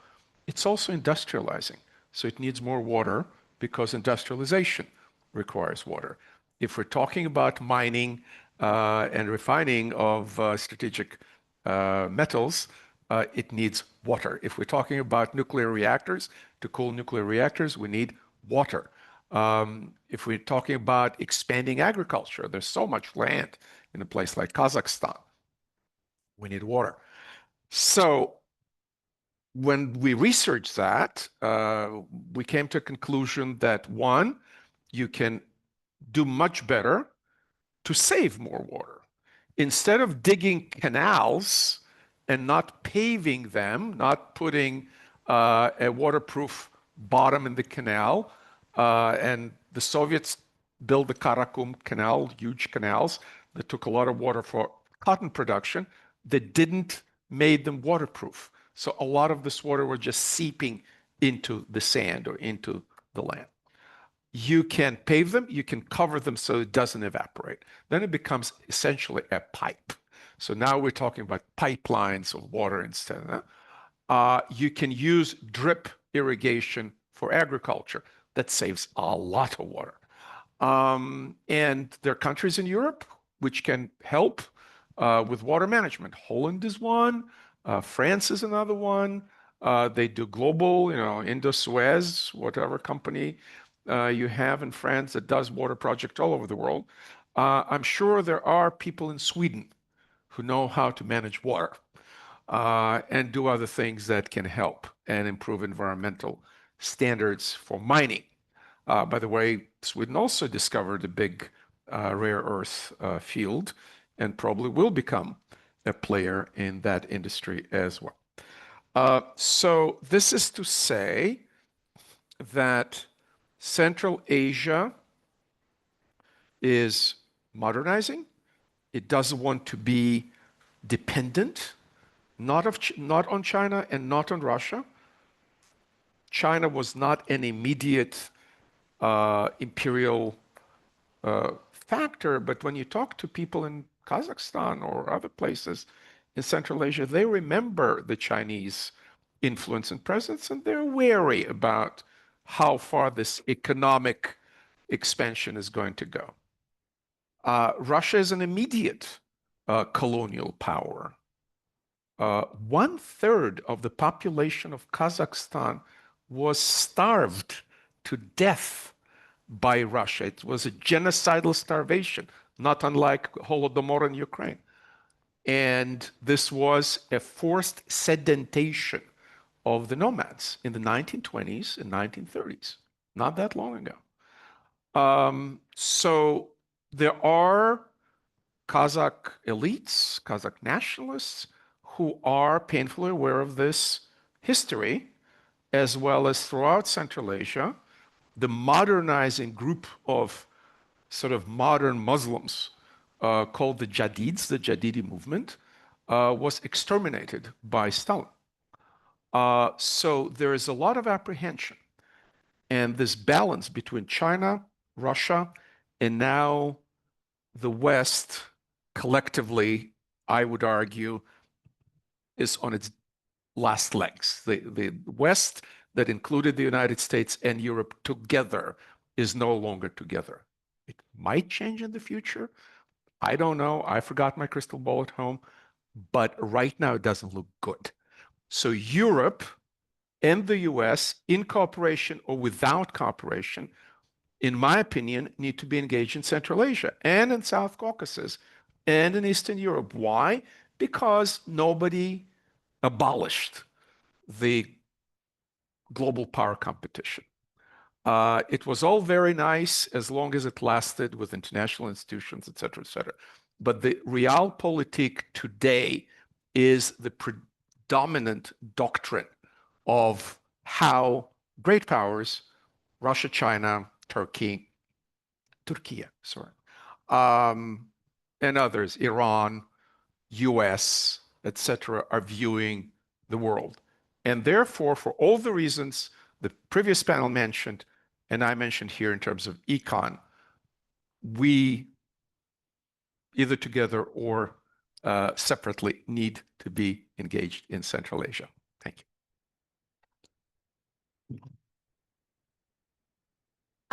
Thank you so much for that. I think that was a fantastic scene setter, actually, for also the rest of the discussion and the presentations to come. I think you very clearly marked out how we're moving beyond pipeline politics and even political economy, regionally, domestically, but also globally. And I think that in a sense, you've also tied it back to the first panel, where it's not only regional agendas, but it's also external ones. When we talk about critical minerals, it's for whom? You know, it's a question of what are the agendas of the external players? How much does that intersect with the interests of the region, of the individual states? Because it's about new opportunities, new economic sectors of interest, renewables, as you mentioned, SMRs, nuclear, critical minerals, as the next panelists will discuss. But these new opportunities are also new dependencies. There are new forms of extractivism. There are new risks that come with that, new types of resource management, as well as old ones that need to be considered. And I think that to help us kind of understand that a bit better, the next presentation by Dr. Asel Dulat-Kildayeva, a research fellow at the University of Potsdam, will help to introduce even more. Please, Asel, if you are online, yes, go ahead. Hello, can you hear me? Okay, can you hear me? Yes. Yes. Great, thank you. Thanks very much for the invitation. It's really a pleasure to be among such distinguished scholars. So I'm a research fellow at the University of Potsdam, but I'm based in Kyrgyzstan and also Kazakhstan. So currently I'm in Almaty. I was invited to talk, to reflect on geopolitical shifts in the region with a special focus on critical raw materials, maybe energy sector. But before I go into that, I would like to kind of probably a little bit adjust how we talk about great games in the region. I think any discussions of ongoing regional cooperation about shifting geopolitical relations towards Russia, towards China, cannot be actually discussed without the political legitimacy of Central Asian elites. And that is something that we haven't touched upon here in the panels yet. And I think for me, this is really crucial when we think about what's going to be the future of regional cooperation, whether it will be institutionalized or not, how the relations between Mirziyoyev and Tokayev will evolve, and how the relationship of Central Asians towards Russia and China will evolve. This is really tied up to the question of the legitimacy of political regimes and Central Asian elites. And currently, as you might be aware, there are a lot of talks about, for example, power transit in Tajikistan from President Rahmon to his son. There was also a kind of short turmoil within the Mirziyoyev's family a couple of months ago, which also raised the questions of rivalry within the family. And there are also quite regular trips by former President Nazarbayev to Kremlin, which also kind of probably highlights still the role Russia plays for the legitimation of Central Asian elites. So if we are probably shifting away from the usual kind of material and hardcore Russian influence in the region, the regime security of Central Asian elites are still quite tied up to Russia. And I think this would be too early to dismiss the Russian role in that regard. This also kind of a little bit goes back to this great question that was posed in the chat. What about the Central Asian citizens, right? So it would be really, I think, an error to think that authoritarian regimes do not do not listen to their societies. Even within authoritarian regimes, regimes do look back what society thinks of geopolitics, of economy, and so on and so forth. And currently, really, if you are in the region, you will hear a lot of public discussions about the war, about the sanctions, about what the war has done to Kazakh economy and businesses, how this is shifting the issues of language and ethnicity in the region, and what to do with the Chinese dragon influence and so on and so forth. So the regimes do listen to these public discussions, whether they are online commentaries or critiques. And I would like to probably problematize this or to exemplify this on the example of the critical raw materials and how this is being geopoliticized currently in the region as just one really demonstration how societal, popular imaginaries, popular narratives do matter for geopolitics. So there is currently this great focus on critical raw materials coming from European Union and America, and they are part of Western strategies, and there have been memorandums signed. But somehow I have impression that this emphasis on critical raw materials is quite ahistorical and doesn't really take into account that there is a very important Soviet legacy of mining critical raw materials and rare earths with still very much material consequences in parts of Central Asia, Kyrgyzstan, Tajikistan, Uzbekistan. and so on. And they still inform the memories, the public memories of how these minerals have been mined before, and what kind of legacies in terms of radiation, in terms of waste, nuclear waste, and health issues that has left on the population, right? But the European and American strategies might be a little bit short-sighted with not taking into account that critical raw materials is not a new topic in Central Asia. And I think we have Roman Vakulchuk. He has written a great article with Indra a few years ago that actually Central Asia offers really this great wealth of critical raw materials, which is neglected by the West. But suddenly now we have a lot of attention, Western attention towards those, which is also a little bit kind of misplaced, because Kazakhstan, for example, has really developed industries in critical raw materials, which are mined by national companies, by Chinese and Russian companies. The problem is that, I'm sorry? Shall I continue? Something? Go ahead.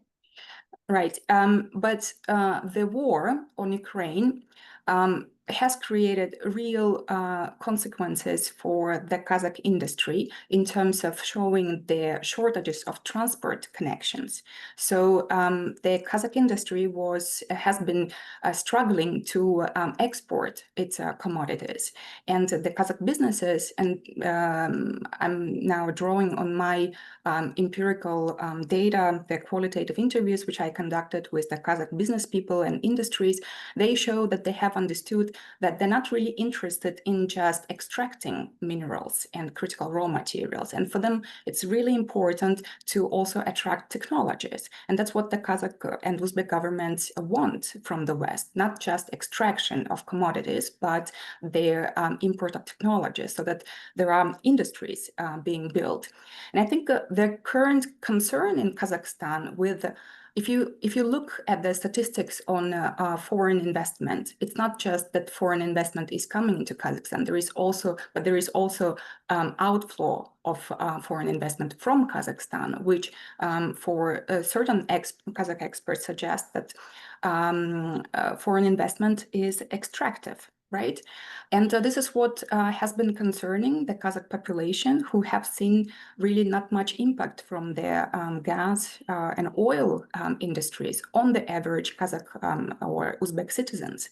So they have been benefiting the elite and large transnational companies, but the larger impact on the wider society is really questioned. And there is a lot of public discussions about these issues currently. On the point of these technologies, this has been also stagnating for the moment, because if you look more beyond the European discourses, you see actually a situation where, for example, Germany has signed with Kazakhstan a memorandum on critical raw materials already some 10 years ago. That was back 2012 or 2013. But the German companies are not really rushing into Kazakhstan to develop critical raw materials, which suggests that there is a discrepancy between the European discourse and strategy and the real private sector, who are not rushing into critical raw material sector. That might be also related to the fact that Europeans are not probably mining anymore that much. Germans probably want to sell their equipment, but do not want to mine themselves. And that connects to the question about the distribution of labor within the supply chains in Central Asia, because Chinese and Russians do have technologies and they also mine. So what is then the role left for the Europeans? And while the Europeans are still thinking about coming or not coming to the Central Asian market, of course, Russian and Chinese companies have been having their food for quite a long time. And this also raises a lot of environmental concerns for local communities. For the population in Central Asia, there are also a lot of activism related to environmental protection. And this is really a growing issue, because somebody already in the previous panel noted about the climate change. The region has been suffering from drought for many consecutive years. So there are shortages of water, is really essential. For example, the way how these grievances are impacting. It's one example is the hydrogen project in Aktau region, developed by the joint Swedish and German company Swebent, right? So that project has attracted major societal critique currently by local environmentalists, activists, citizens who are afraid for how hydrogen gonna impact on ecosystems, but also water, which is the main issue in that Caspian region, right? So the ways right now critical raw materials are being geopoliticized in the region. On one hand, there is a positive effect of that, Central Asia is again back into the international attention. And of course, Central Asian governments are very much interested in attracting investment. But on the other hand, it also increases and triggers a lot of what I call resource imaginaries. Everybody is waiting for the promise of development from critical raw materials, the promise of investment, which is not really coming yet to the region. That creates also frustrations on the parts of businesses, but also anticipated concerns from the local communities and the population. Yes, and this, I don't know how much time I still have. Maybe I can, I will probably, I can answer questions in the Q&A session if there will be questions. Thank you. Thank you so much, Isel. I think that was such a rich and holistic view on things, and I think also a very necessary corrective, bringing in a historical dimension, but also a social dimension. We talk often about state-led economic and political agendas for growth, sectors of the economy, but I think a question of for whom and at what cost often gets lost in that discussion. When we talk about, for whom at what cost, I think the point that you raised about value add in terms of the supply chains, technology transfer and extractivism, I think these are going to be continual questions. I think that also the next panelists might discuss as well. And I think this also raises the question of quality of partnerships, as I mentioned before, and not only quality of partnerships in terms of the partners on the ground, but also the reality of partnerships. I think there's the promise of sort of EU standards, but if those are not implemented, I think it's a harder question to answer in terms of the impact that it actually will have, not only for Central Asian states and elites, but also for people and communities and ecologies. I just want to throw a wrench in there is we haven't really discussed the US in the wider region, which you might include in the post-Soviet space, also Ukraine. And we can talk, I mean, nobody wants to go into that rabbit hole, but in terms of the US-Ukraine mineral deal, there's a certain set of expectations. There's a certain kind of model of investment or imaginaries that are around that, I think that are not irrelevant to the conversation around Central Asia as well. But for the next presentation, I think we'll get into some of that very much so with what I expect to be very rich presentation by Roman Valkolchuk, the head of Climate and Energy Research Group at NUPI, the Norwegian Institute of International Affairs.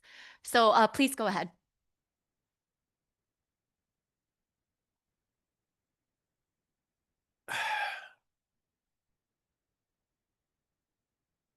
You're muted, if you can unmute yourself. Mike.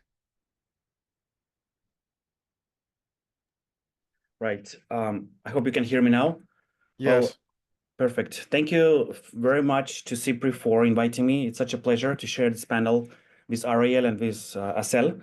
In fact, we met with you a few weeks ago, also in Stockholm, where I presented this first study for the first time, and I'm glad to hear or to be able to present it also here today. So the topic, as you can see, is about the exploring EU Central Asia cooperation on critical materials, and that's the study that was just published in May, where I look at the progress that has been made between Central Asia and the EU after the EU publicly announced at the very highest level that Central Asia is now becoming a strategic partner for the European Union in terms of the supply of critical materials. And also what Ariel was talking about concerning the recent visit of the Italian Prime Minister to Central Asia, and also several other high-level declarations and strategic partnerships that have been signed between the EU and Kazakhstan in 2022 and between the EU and Uzbekistan in 2024. So this study aims to explore what progress has been made in what particular areas. The study also compares how the EU investors are compared with those from China and the US. And finally, the third part of the paper is actually to look at what the EU could do in order to strengthen its engagement with Central Asia. In the next few months, I'll be working on a second study that would look at what Central Asia should and could do in order to strengthen its ties with European Union. So first of all, as I said, there have been lots of high-level rhetoric and declarations that both regions will work together to ensure that the European Union is becoming more resource independent from other countries. This year, we know that the first summit took place between the EU and Central Asia in early April in Samarkand. Before that, in March, the first Commissioner for International Partnerships, Joseph Sikkelar, announced that over 40% of Europe's supply of strategic minerals could come from Central Asia. It's still unclear where these numbers are coming from, but I believe, well, there must be a certain agenda behind it.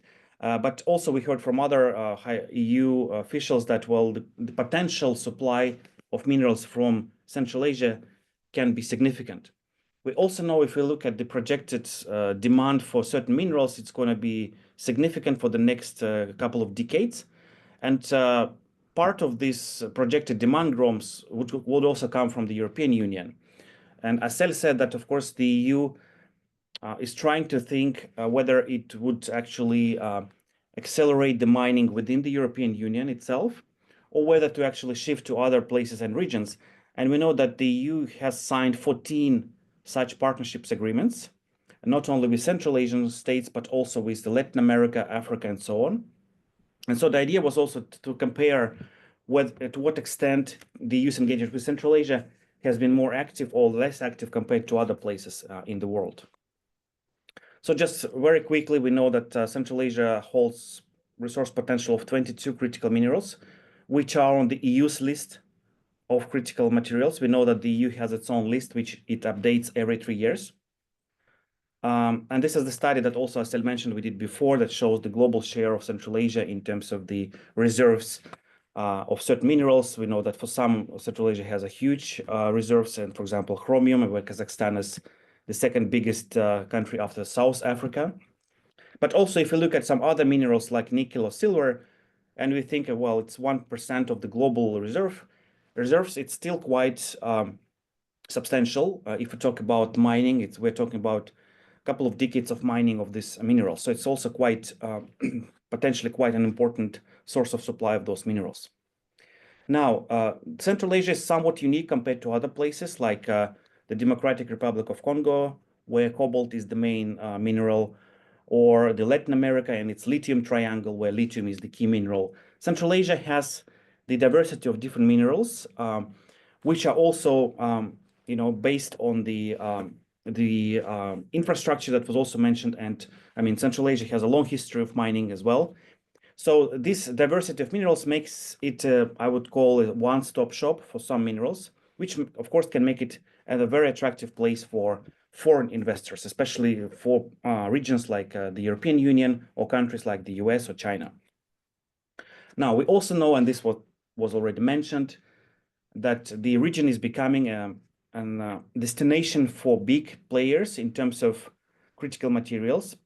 And this is the list of 5 initiatives, or one may call them development initiatives, which actually show that, well, there's an increasing sign of growing competition for mineral resources in Central Asia. China has been investing actually quite a lot in the mining sector in Central Asia under the Belt and Road umbrella, even though, of course, much of the attention would often go to the Chinese infrastructure projects, but actually mining has been also an important part of the BRI. We know that also ADB has been also promoting its economic corridors that would also promote the management of natural resources at the more sustainable level. Also, the Eurasian Economic Union has natural resources as part of the internal trade, so it's also like an area to manage. The recent EU Global Gateway has also critical materials as an important element of cooperation with Central Asia, plus the US C5+1 platform established in 2023 that proposes actually that there should be a dialogue between the US and Central Asia. And we already know that some companies, some of the producers of electric vehicle batteries in the US have already signed agreements, for example, with the Eurasian Resources Group for the supply of cobalt from Kazakhstan. And the first supply would be in 2026. So one can see already some concrete projects. And as I said also before, the EU has also signed several projects. So the idea was then to look at, so what are the concrete projects were coming from the EU side? And what I found is that there have been only 5 projects in critical materials. You can see 3 of them in Kazakhstan, 1 in Tajikistan, and 1 in Uzbekistan. The first 4 on the list, those 4 projects, they aimed purely at extraction and export of minerals from those countries to European markets. And only the 1 project by Total Energies in France aims at looking at the extraction and processing and building some infrastructure for processing of rare earth metals, which is, of course, is an area that is high on the agenda in Central Asia, that the transfer of technologies and the localization of the processing and refineries in Central Asia is very important. So this is an example that, well, this might result in more local job creation and the development of local infrastructure. Still, compared to other players, I think that this number of projects, which are also currently at the stage of geological exploration, and the total investment across all those projects is also not so significant. So I would say that the EU's investment pace in Central Asia has been quite slow, especially if you take into account how many years one needs to develop completely new mining projects for different types of minerals. You can see on this slide that, well, it takes up to 20 years to develop a new copper mine. On average, for all minerals taken together, we're talking about 16 years from the first geological exploration to the first supply of the mineral.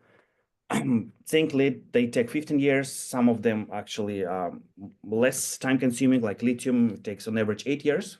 And rare earth metal also takes 6 years. So it already shows that, well, if the EU is not investing at the moment, it means it's already lagging behind. And especially if you look into the future, that, well, it would undersupply and maybe also struggles to meet some of its demand for certain minerals if it doesn't invest in Central Asia, in certain minerals where Central Asia has a lot of them. Then we compare it with China. As I said, China has been investing many billions in this area as well. At the moment, I managed to identify 25 Chinese projects. In 2024, China imported the total of 70% of all extracted critical materials from Central Asia. China also owns mining licenses in Kyrgyzstan and Tajikistan, especially when it comes to new mining sites. Unlike actually Kazakhstan, where national companies are managing this whole industry and the access to foreign investors is quite limited. So this also shows like quite a big difference between Kyrgyzstan, Tajikistan, and Kazakhstan. Uzbekistan is also opening up, and I think it's also becoming an attractive destination also for the EU, but also for other players. Then in the second part, I was trying to compare how the EU is perceived compared to China and the US. So I did interviews with private sector representatives in Central Asia. So it's very much based on local perception. And what I found is interesting. Out of 3 big partners, the EU has the most attractive reputation. So local partners find it most attractive to cooperate with partners and investors from the EU.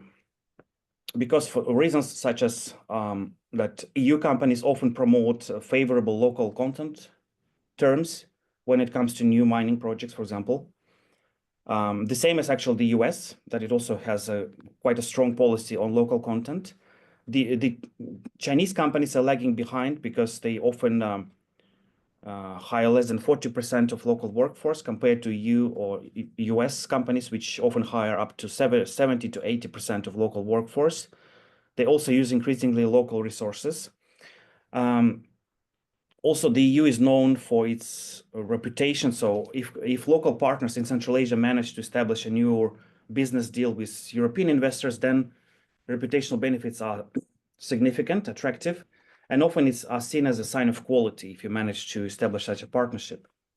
Also, the EU is perceived to have high environmental standards, promoting ESG standards, and also an important knowledge partner and destination. While, for example, China, as you can see, is way more attractive in terms of its speed of investment.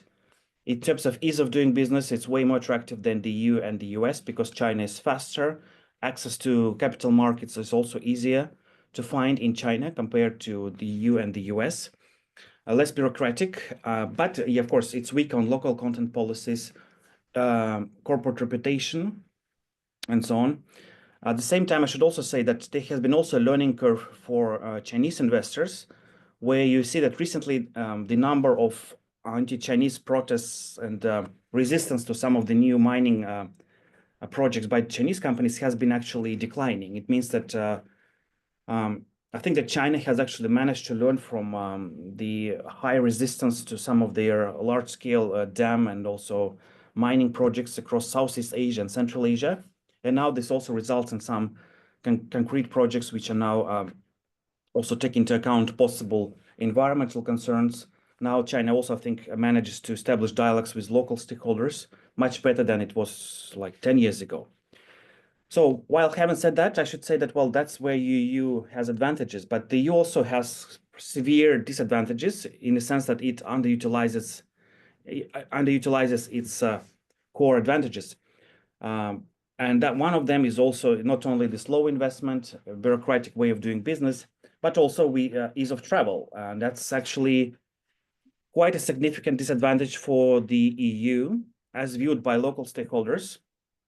When you talk to Central Asian skilled workers like scientists, engineers, professors, they find it more and more difficult to travel to the European Union because of the Schengen visa. And if you compare the EU with other countries in terms of visa regimes, you would see that, for example, the US also has a visa regime, but it's quite a smart, I would say, visa rules for Central Asians, where the US treats skilled workers in a way that, well, they can issue a visa, which is often issued for 5 to 10 years for an individual who can then travel to the US for conferences, for seminars, for education.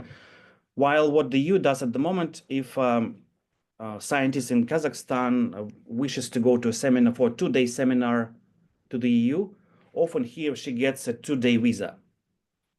So like not even more than 2 days. And often there have been already cases when Central Asian scholars actually had to stay longer in the EU because of the canceled flights. And this resulted in them becoming, illegal, illegal migrants or illegal, passengers. So this creates a lot of problem, and obtaining a visa also can take up to 6 to 7 months.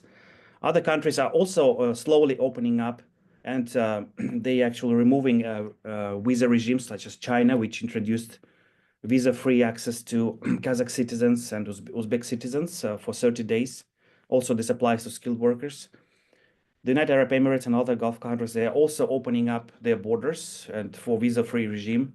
Russia has been visa-free since 1991. So this also shows that, well, the EU is actually now losing its competition because I know many local Central Asian skilled workers, let's say scientists, scholars, who actually now prefer to travel to China for conferences, seminars, the US or the Gulf countries because of these more simplified visa rules and terms. So in the end of the study, I propose the following recommendations that the EU could do for more active engagement is that it should really increase its investment. And I don't see reasons why the EU should be very cautious about Central Asia, given that many EU companies have been very active in Central Asia since 1991, especially in the oil and gas sector. We know of the very intensive and many years of cooperation with the region. We also know that, for example, German businesses is very active in Central Asia. More than 200 German enterprises are registered officially in Kazakhstan. So it means that the EU and EU investors shouldn't really feel concerned or uninformed about what's happening in Central Asia. But I think they need more incentives to actually realize their plans, especially if the EU is serious about its goals and objectives of becoming resource independent from other players.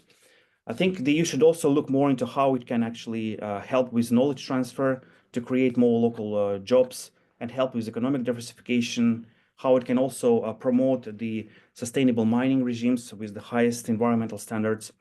I think the EU should also scale up investment in more science-intensive processing and recycling infrastructure, because this is what also Central Asian governments and private sectors are really keen on exploring and developing.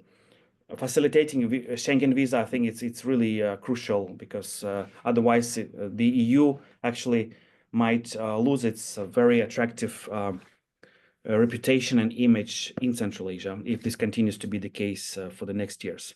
Finally, while we know that there is always very active interaction at the highest level between policymakers in Brussels and Central Asian governments, there has been quite limited interaction between epistemic communities at the level of scholars. And these conferences, I think is great, but I think we need more of those, and also some concrete scientific projects that would look into the cooperation in critical materials. And also some measures that the EU could help Central Asia with. The EU could help develop Central Asia's strategic plans, strategic mineral lists. It can also devise innovation funds in Central Asia, help also with providing certain financing incentives for the mining sector. And also I think it could help design and promote the recycling type of projects across the region.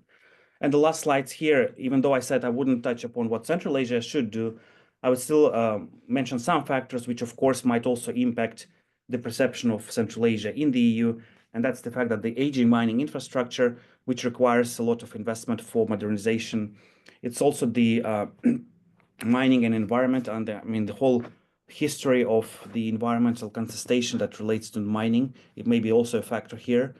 Also, to what extent critical materials could be used as an opportunity for economic diversification, or they could be another source of easy revenue, and that would also then replicate the scenario of using it as an oil and gas before, so that this would not lead to much development, but rather would be used just as another source of revenue for the countries.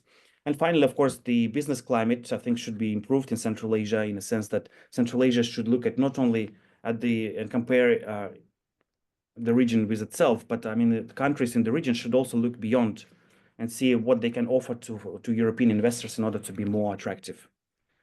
Thanks a lot for your attention.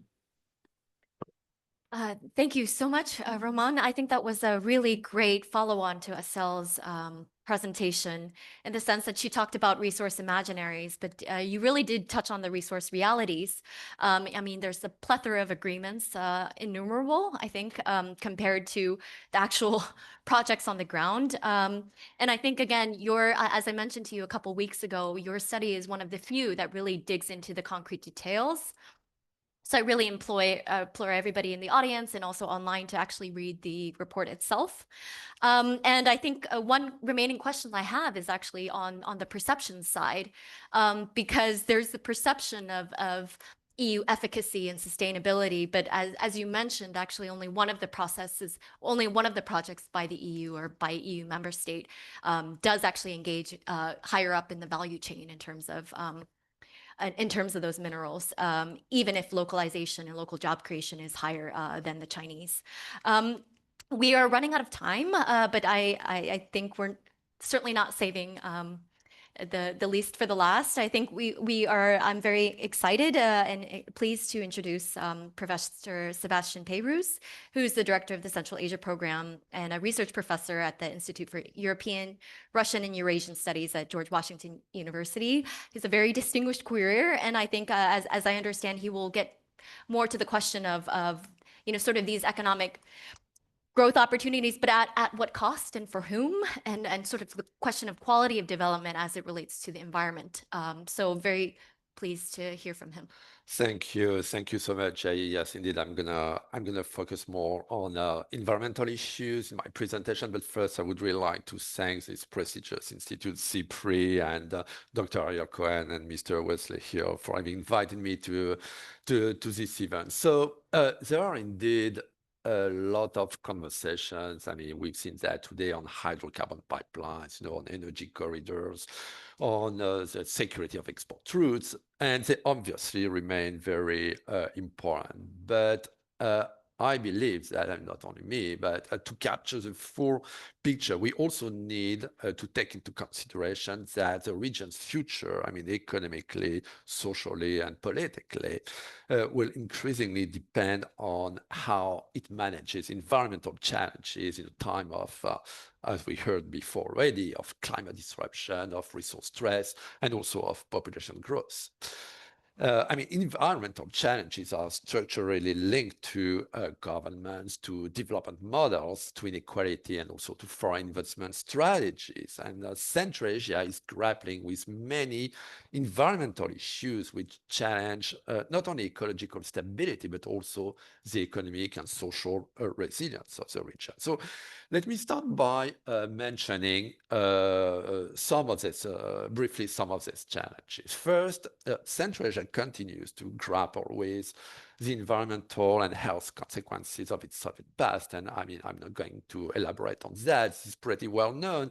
But for example, I mean, the semi-Palatin state site in Kazakhstan has left 13% of the country contaminated with radionuclides. Uranium mining, which supplied over 30% of Soviet Union uranium, resulted in over 1 billion metric tons of toxic tailings scattered across all the region, in most of the region.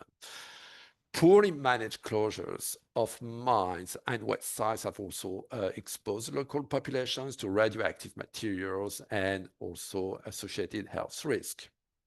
Second, the mismanagement of industrial waste remains a pressing issue today.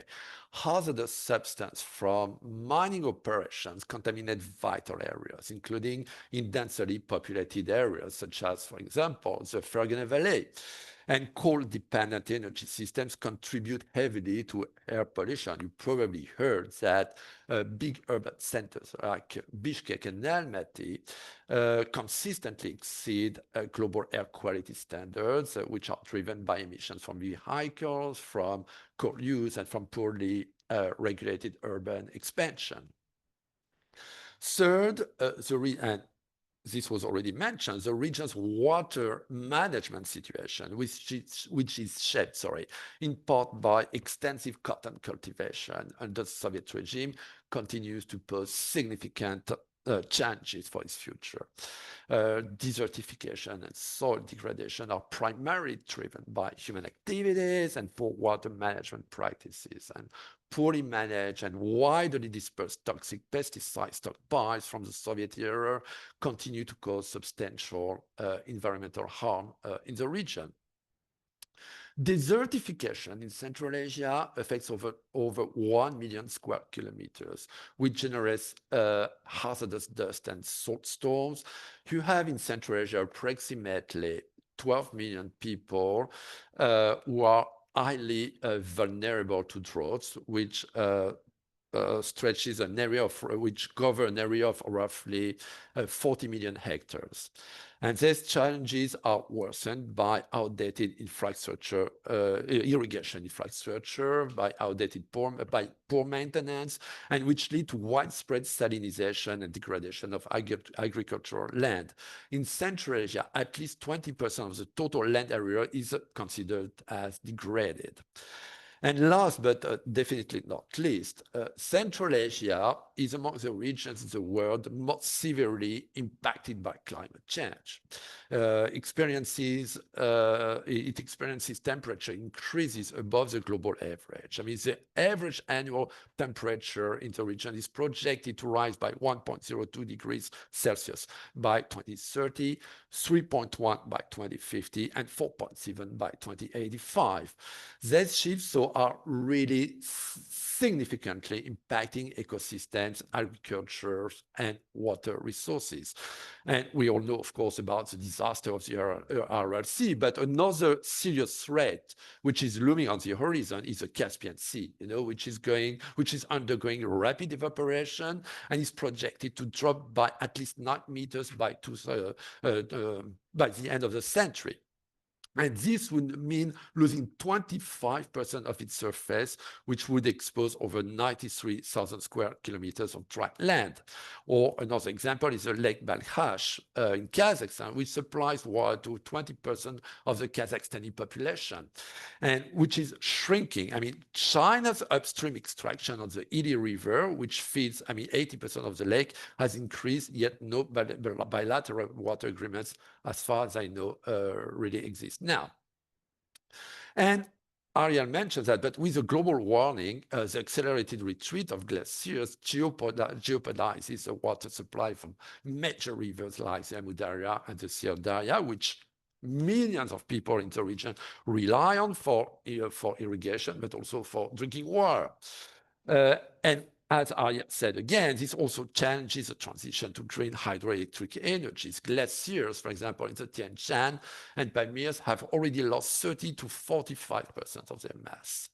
And by century's end, Central Asian glaciers could lose up to 60% of their surface area, which would lead to eventual significant water shortages and agricultural challenges. So, this is not, of course, an exhaustive list, but I'm mentioning these issues because they will impact on human security and therefore on social and economic development. For example, environmental challenges and climate change are intensifying food security. For example, key issues like soil salinization, erosion, and flooding significantly compromise agricultural productivity. Climate projections suggest that declining water availability and rising temperatures could reduce agricultural yields by 10 to 30% by 2050. Poor and rural populations are also disproportionately affected by environmental challenges, which is particularly concerning in Central Asia, which remains predominantly agrarian, with approximately 60% of the population directly relying on agriculture as a primary source of income. Water pollution has also worsened public health situation in Central Asia. Many rural communities lack access to clean drinking water and rely on contaminated sources. With population growth, I remind that the region's population has tripled over the past 50 years. And with increasing water demand, the risk of waterborne disease is really set to rise, which places further strain on public health systems in the region. So now, my goal here in this presentation, is not to paint an overly dark picture. Environmental challenges are global, and many of them are not specific to Central Asia. And my goal is not to single out or by Central Asian governments either. I fully recognize that Central Asian governments, at least several of them, are making efforts, through national action plans, by participating in international environmental frameworks, or by increasing investments in water management, in clean energies, or in disaster responses. They are working, on under conditions of constrained capacity, of complex legacies, as I mentioned, and also on immense pressure. But what I would like to say is that the question of environmental issue is not only a challenge, can also be a source of regional integration, not necessarily division. Why? Because obviously, environmental problems I mean, do not respect borders. I mean, for example, a toxic tailings dump in Kyrgyzstan threatens river in Uzbekistan, or a dam in Tajikistan will affect agriculture in downstream countries, I mean, Uzbekistan, etc. And air pollution, let's say in Almaty, will drift over to Bishkek. And there's, of course, obviously no magical recipes, no perfect model. But that also means that there are shared opportunities to build more frameworks of trust, of data sharing and coordination. Let me briefly outline a few key areas here. The first one is probably government-to-government cooperation. This means, for example, developing more regional institutions, and maybe to establish more joint commissions on, for example, transboundary waters, on glacier monitoring or air quality, or on waste remediation. It's not to say that none of them exist. I mean, there are already several institutions like that, and there are commissions like the International Fund for Saving the Red Sea. But central Asian governments have often prioritized national sovereignty over regional coordination. So, for example, water and environmental issues are politically sensitive, and we've seen many upstream, downstream tensions, and cooperation is often limited to technical issues and avoid deeper integration or binding agreements. And the institutions that exist, I mean, they're not inactive in name or in structure. You know, they meet, they issue statements, they launch programs, but I mean, academics or environmental activists complain that local environmental activists complain that they're often slow-moving and project dependent. Also, what might be useful is to create more shared environmental data platforms to build trust and enable coordinated disaster response. And here again, some of this platform exists. Another example is a Central Asian Climate International Platforms. And experts in environment, again, in Central Asia, however, complains that environmental monitoring systems in Central Asia are often outdated or fragmented, and countries are reluctant to share data. And for example, institutions like Scientific Information Center of the Interstate Commission for Water Coordination try to harmonize data, but progress is slow without trust and investment. A second important dimension I would like to highlight is the civil society and community level action, as several of our previous speakers mentioned, including Estelle. It's important to build a social dimension, more human dimension here. And environmental issues have the potential to reinvigorate civil society collaboration across the region, especially among NGOs, among researchers, among the youth, which will be the future of the countries. And despite the pressures and the restrictions on civil society that we see in the region, many civil society actors have launch initiatives. For example, some grassroots campaigns to reforest degraded land, cross-border environmental journalism on pollution and water mismanagement, and NGO partnerships on air quality and health outcomes in major cities. So, and I would say that supporting these efforts, is not only ethical, it's also strategic. Environmental civil society can serve as a fundamental bridge between state actions and local needs, and really strengthen regional solidarity at the societal level. And last point is that there might be some untapped potential for private sector engagement in environmental cooperation.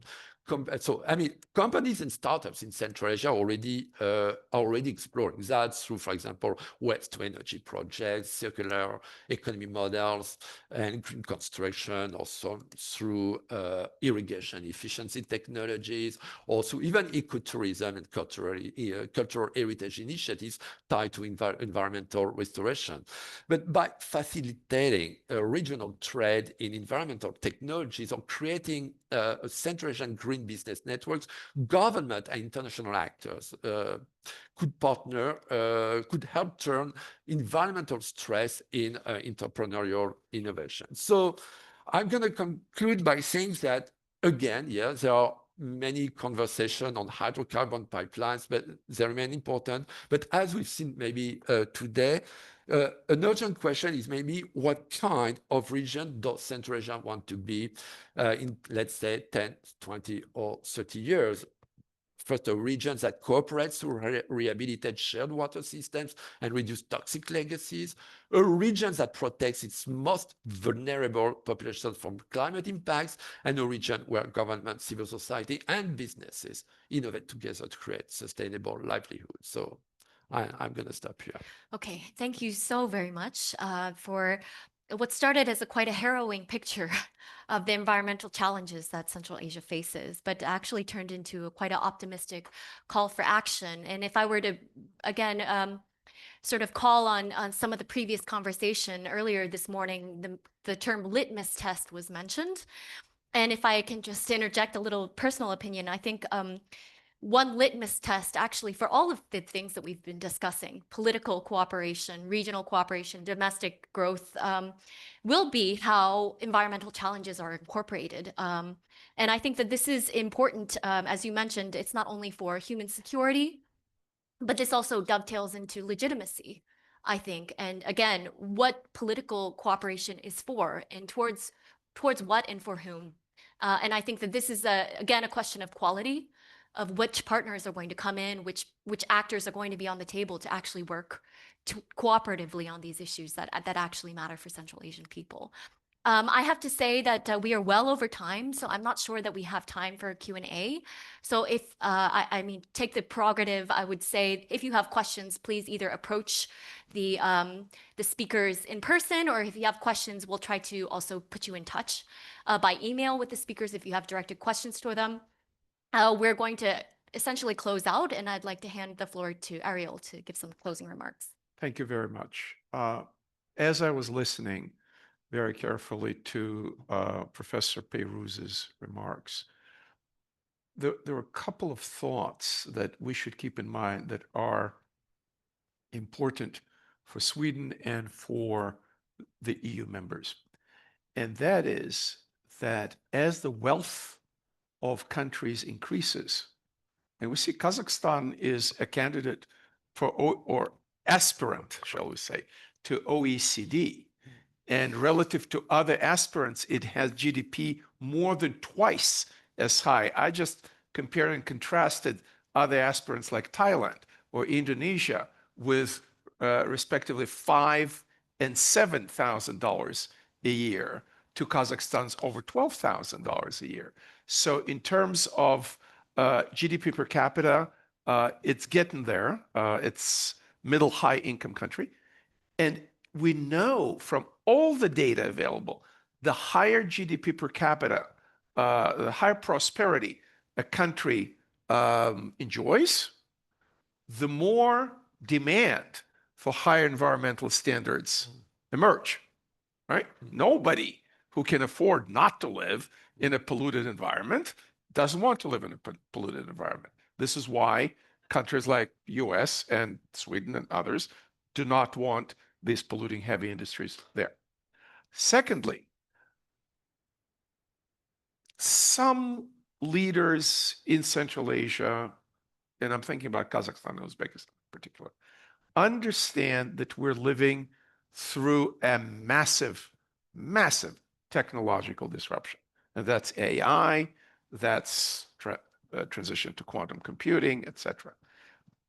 The quality of human resources, which we didn't have a chance to talk about, is a very important issue moving forward, as Sebastian suggested, 10, 20 years forward.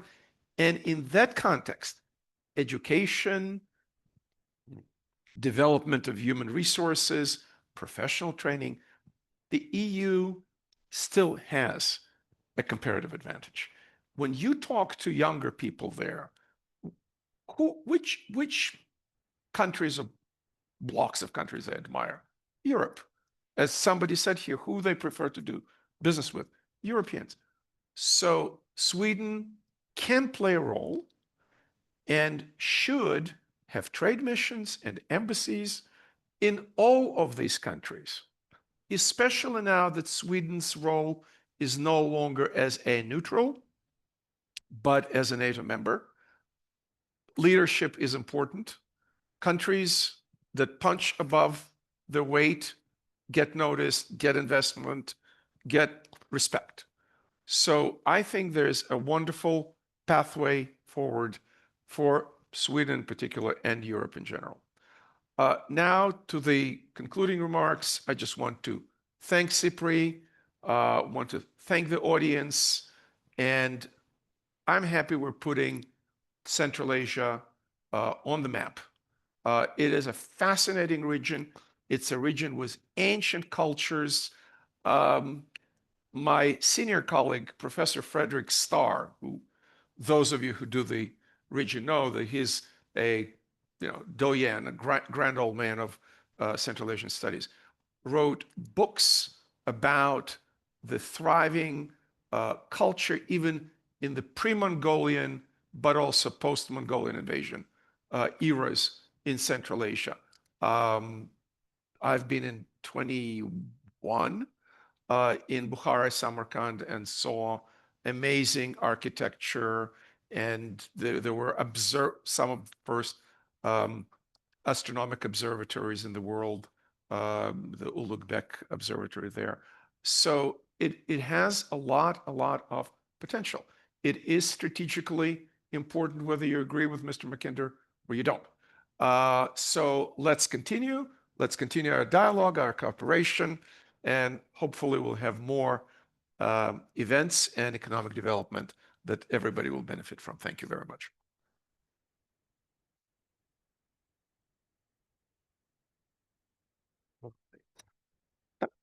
Thank you very much. Thank you. Thank you. Merci beaucoup, monsieur.